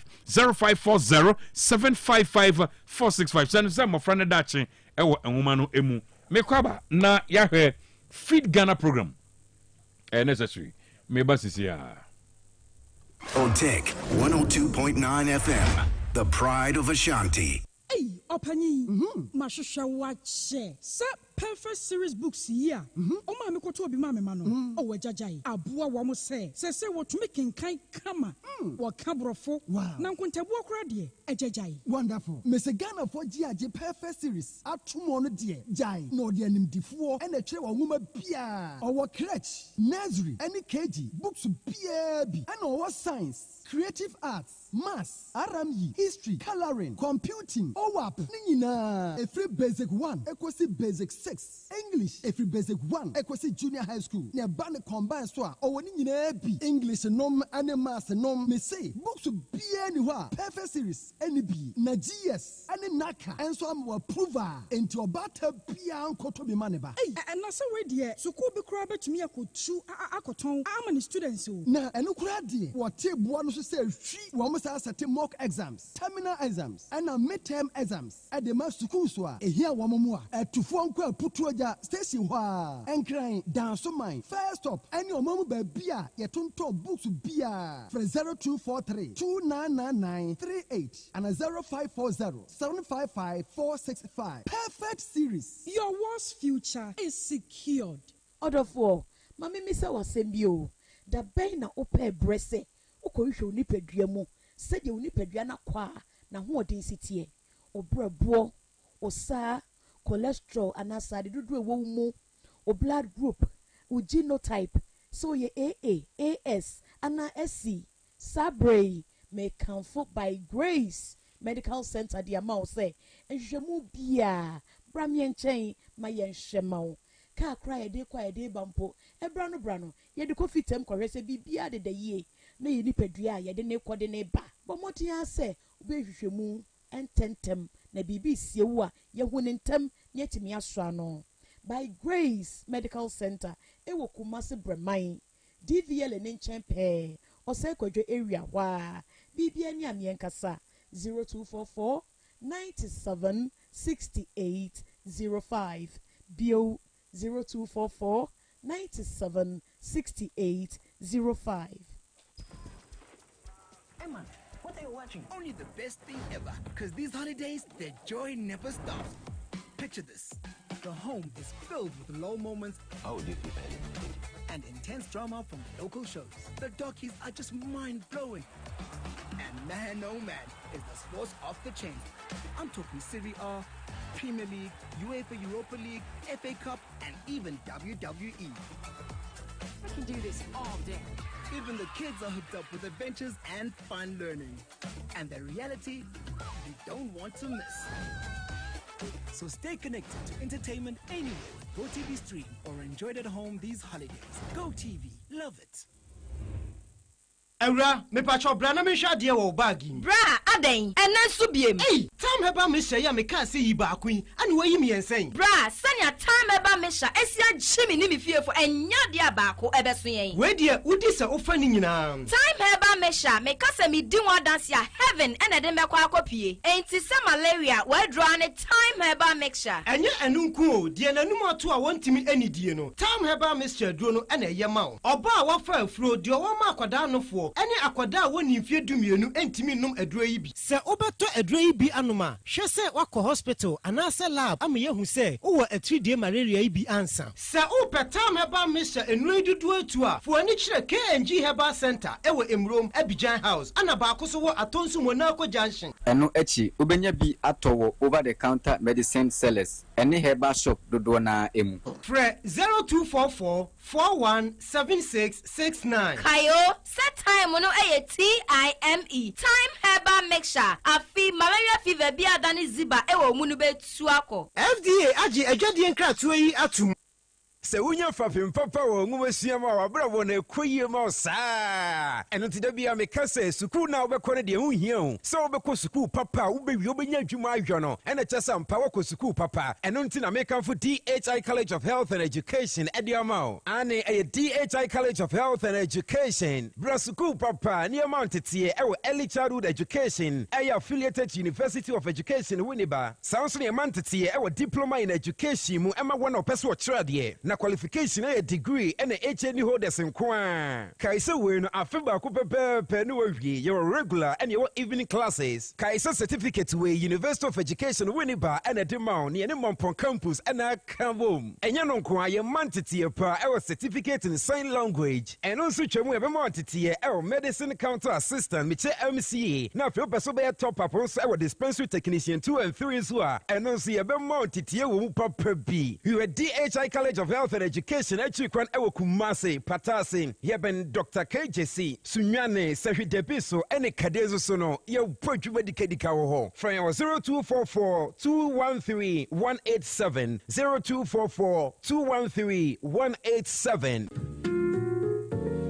Opese wokwa brochire kwaye dwuma ana wokosua de emfo ni nkyere baabia esanse Yojima Travel and Consult abama se wo bebo wa mo akontuo ho nhihye ye beye fofofo Yojima Travel and Consult ma akontuo ye simple kra esanse wo kanyumaku akukudamwe wo mayi mu adi amanfo tu kwan no ho enanu ya Ghana Tourism Authority abo na yabaso se 2024 best traveling agency in Ashanti region enam wo modern bonti Yojima Travel and Consult Edin Kwada wo bo homodin pa wadisuam hensu sikasemunti watifie toto no akọ Canada brechmemu a wo koto wa adisua so enti se wo pese wo kọ Canada UK USA ana Asian country bia so no Yojima Travel and Consult beyen krata sem ni nyina ma say ye visa passport birth cert hotel any flight reservation obeyen ni nyina kama ma bra Yojima Travel and Consult eneya na yemfiri wa kwantuo krata sem no ho hyehyɛ ma obenwu Yojima Travel and Consult wo Kumasi North Central so ena Obuasi Zongo Yak Towers and now ubefre 0552 098 298 Yojima Travel and Consult wa kwantuo mu boafo. OTEC 102.9 FM, the pride of Ashanti.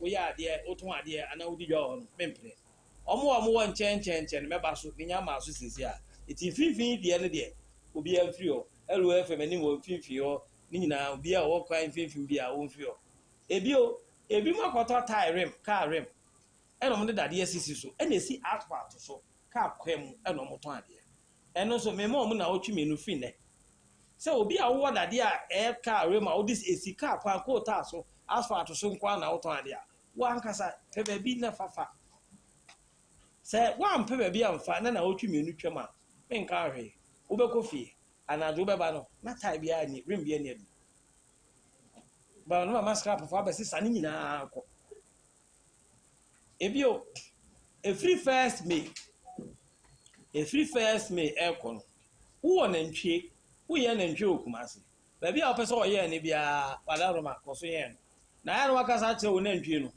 sɛ mama ne ntrahyeɛ ɛmma KMA fo asase efisɛ so ɔba bɛwura KMA asase mu every first may no ɛkɔ a yɛkye na yɛde bɛ akɔma prison for central prisons na ɔmo de ano aduane na ɔmo de adi enti wo mpɛ sɛ wo nantwie ɛbɛboa yɛ ama yɛfidi yɛ prison for na wama wo nantwie no watena fie anaasɛ so owura assembly fufuo bi a na waka kye sɛ wɔne nam hɔ a bɛma no mma KMA baabi yɛ ha adwen paa ne sɛ wɛ airport fɛfɛɛfɛ yi obi bɛfu wiemhyɛm ɔba ɔsɛ ɔkɔ santen no efiri airport ɔkɔ wofa efi ɔde kyɛm so ɔbɛ 5 fɔ na akɔ na wohwɛ fam a nantwie no deɛ ɔmo ayɛ ɔkwan mu no ɛnyɛ koraa eti yɛntumi hwɛ saa situation no ɛma ne ɛnkɔ so eti wɔ nantwie a yɛsɛw efiti first may kɔ ɛma ne mma KMA baabi a ehu nantwie bia yɛbɛkye no yɛde bɛma prison for ɛde ayɛ aduane na mekɔ so asrɛ sɛ yɛbɛyɛ decongestion by normal bi wɔ a gye sɛ medi kan ne assemblyman fo no ahyia na mede to ɔm anim ɔmma kwan a yɛtumi aba bɛyɛ but animanim yɛ adeɛ yɛpɛ sɛ yɛbɛyɛ kuro mu ti na yɛyi ɔmo kwan mfimfini firi hɔ na ɔmo nso ɔmo de rem abɛsi kwan so tɔn adeɛ no so yɛaklɛ ɔmo nyinaa de afiri hɔ nti made hyɛdeɛ a mede to m'anim no nie na madeɛ baako a meka ne sɛ woka sɛ ɔmo a momfiri mfimfini no mfiri hɔ a na mediafo no bisa ɛyɛ fa na dɔ mo kɔ mesi menni baabi a medɔ mo kɔ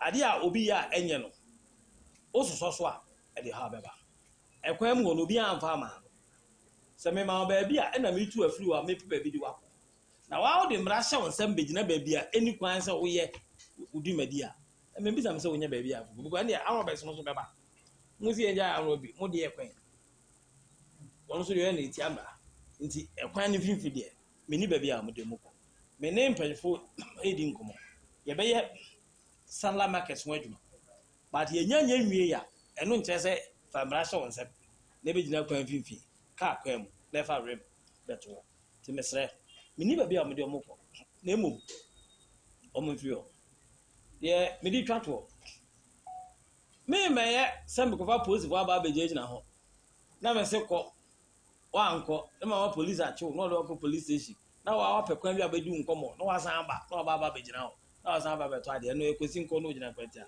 menyɛ deɛ mɛyɛ ne sɛ meba hɔ a ɛnyɛ me nko a na meba me ne me nam fofoɔ bɛba na yɛduru hɔ na wogyina hɔ na yɛama wo mmerɛ sɛ woasiesie hu na fafiri a na maka mo nso mabɔ ho dawura ne so mbakɔ no ɔse ɔnte a na sɛ adwuma no a meba abɛyɛ ama ɔtumfoɔ ama kuro no mu ateɛ no na mbakɔ no bɔnwo so na sɛ adwuma no a meyɛ ama santene no ne bɔnwo so ɛno deɛ wogyina hɔ a ɔhɔ baabi a wogyina yɛkye wɔ hɔ na ɛhɔ no yɛbɛbɔ wɔ a bɛtwa wo maa wɔ hɔ a mempaebɔ no sɛ yɛnnu hɔ but wopusi me de me duru hɔ a wobɛte me nka wɔ hɔ a nti mesrɛ yɛka sɛ yɛmfiri hɔ a yɛnyina yɛnkɔ sɛ yɛka sɛ yɛmfiri hɔ na woankɔ na wogyina gye sɛ wopɛ sɛ wɔsɔ me ahwɛ ɛyɛ zuba yɛ dase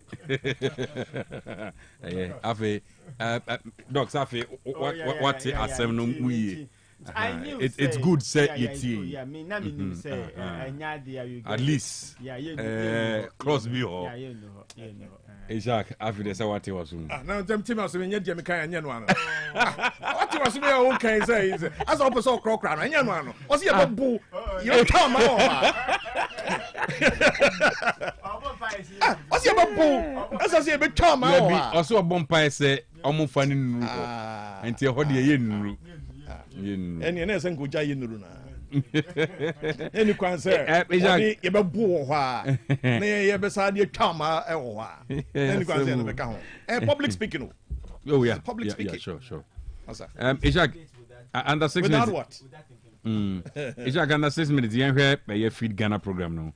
Our company a launch here to reset agric. Dr. Cash. Come on, Buamia, and come papa. Yes, I have to quickly refer. And then I'll pay budget for agric for 2025. Okay. Vis-a-vis other allocations. Things made me a picking this year. But, right. Dr. Cash. Yeah. Because say were lower levels, especially A levels. Na answer question on agriculture. Na one can say is the main or the backbone of the Ghanaian economy. Na marking scheme actually will say you should be given a bare pass. Na nkomoya media obia oko TIMAS 6 form era or sebunsu near friend upon 20 whichever no excuse me obeka achro. I'm trying to pick Ministry of Agriculture, local government is here, foreign affairs, education, youth, sports, health, defense, interior, roads, works and housing, communication, transport, Ministry of Fisheries and Aquaculture Development, and then Ministry of Food and Agriculture. It's 1.1. Sorry, 2 point. Let me say a 3.2. Okay. 3.2. In craft figures no has. Yeah, I have it here. 3.2 right. billion. If you say, so one answer policy, that's where review budget. As I see a team home budgetary allocation. The government is setting out to spend 290 billion for 2025. Agriculture, the backbone of the Ghanaian economy, is 3.2 billion Ghana cedis. Weki percentage 3 billion vis-a-vis 290 billion. And let me see the percentage. The NTR makers are say Maputo Declaration say African economies see a budgeter ya nya de kra no say you allocated 6% of your annual budget no to agric. Now, if I work out 6% of the annual budget to agric, 290, it should give me around 17 billion. Okay, should give me around 17 billion out of 290 billion. Spending for 2025. Clearly, 3.2 billion for agriculture, generally food and agriculture, with the program, imagine say, me share program or announce na me hwe sika ye de ko agriculture mo. Nature say enuru babia. Okay. Now, yeah, that's my first point. Yeah. In point number 2, and it's a items bɛn sɛ yɛ cereals a sɛ yɛ vegetables a items bɛn specifics bakyɛ wate aseɛ ɛna cover anaasɛ feed Ghana no is for every agriculture produce. Now we need to define the parameters no very carefully. Na yebe target yedi kan enema yen o my Ghana yedi pa. Na yehunu ye national production na se enso a yedi bia kan said ye be ya the ekofafra manon no ebekofo. Okay. Because any program in agriculture, Dr. Cash, address a near best miensa and I say a 9. One, say, opese omakia for so mubenyeska. Na amanfo kombedo say womo ebedo. Farmer income and jobs. The tosuminu and they say ensure food production, increasing food production. The anebeba nebo be fo na yibi ato. Number 3, and they say yebe beboami reduce importation. Se niema na ye no. Yin betumi anya bi kra na di akwakoton na banane dan say ye be kra bi na di aba. Now then yasan hwe say you be increase exports, increase in agri production, exports and so is also linked to the job creation and kasa, and then ultimately food security. I want to get the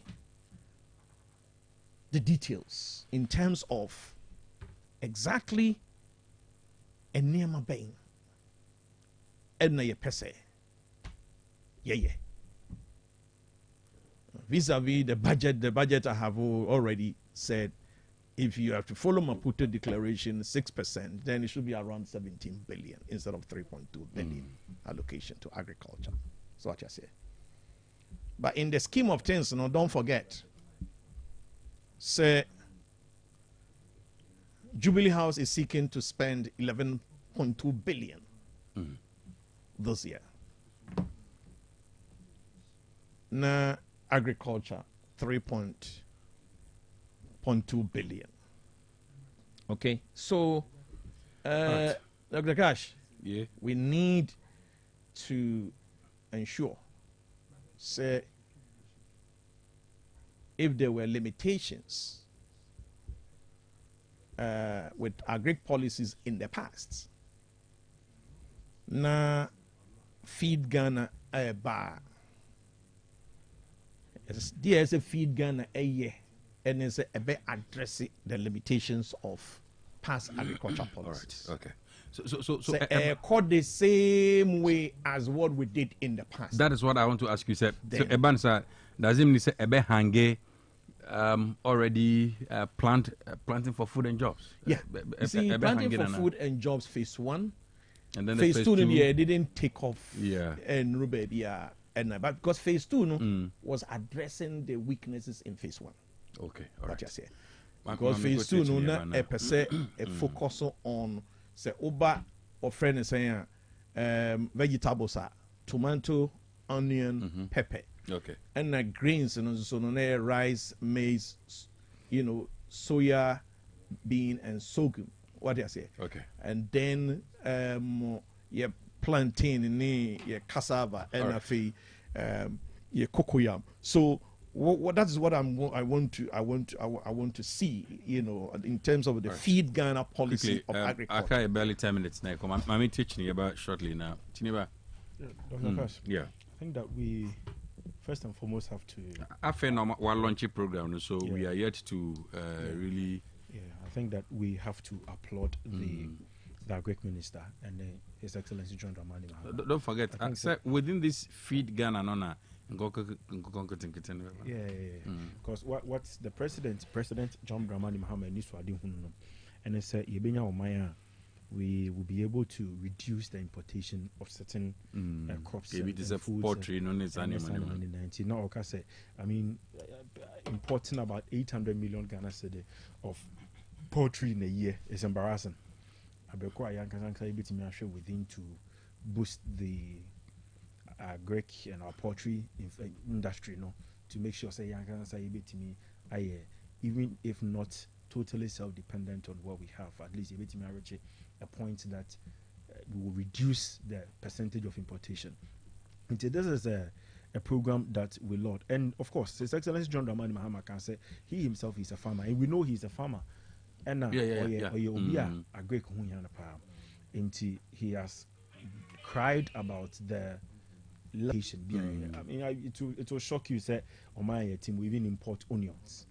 We have to import onion from Mali, Burkina Faso, they're importing tomato and another things. So this particular program that has been launched is a even program. On tomato cry no, and then I say National Service Authority or farms no.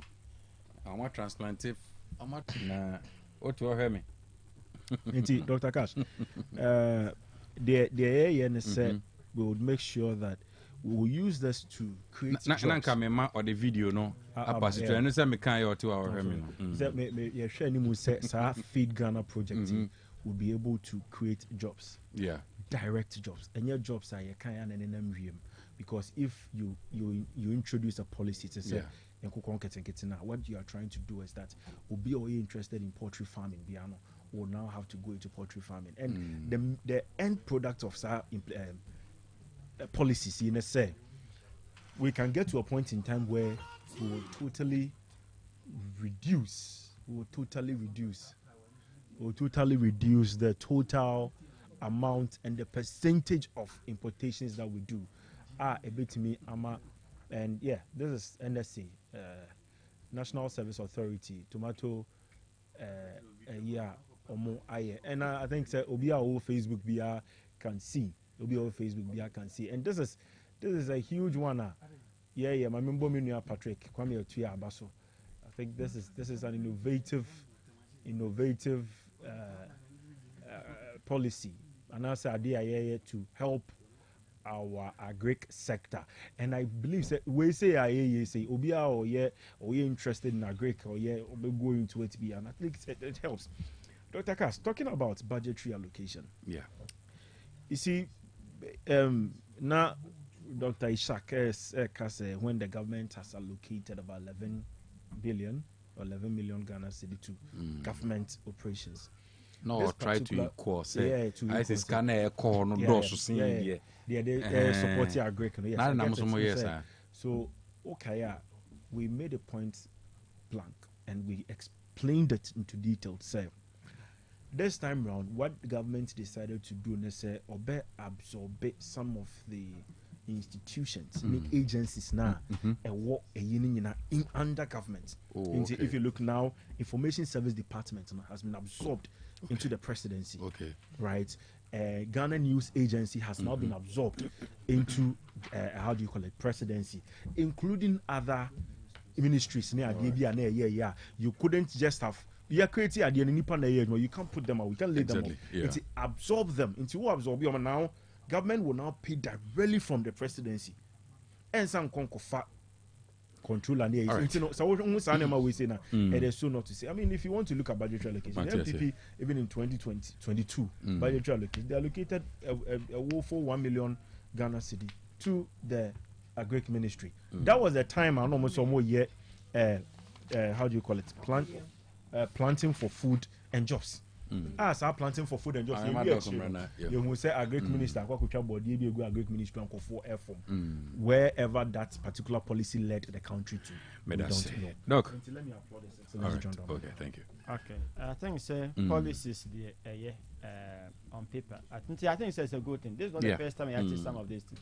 Nkroma time who state ebia ne say on say ntina me dey planting PFJ no be here case study because they say we are by na say PFJ no akoto ho because planting for food and job, don't forget say 2016 NDC 4 kono in the first omuja is it $120 million added to her. Then later the communique was no they procure pickups near the idea and they started project no fine now waba than the PFJ about baby because feed Ghana program now. You know politicians. Yeah. Besides, is another face, another spectacle of PFJ. We are only hoping say we will rise above our force. In the past, because hunger and the papa. It is said say a hungry stomach has no ears. That's right. Into a comedy and the papa. Okay. Into measures be able put in place, say in Crawford Binya Dino. I think say a better. Nina diaka our orientation towards actions. Policy no the beba.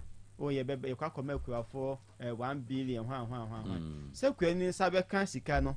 Not the idea the SSO no is another factor. Okay. Ye instances are ye discover we ko sikanin ko do.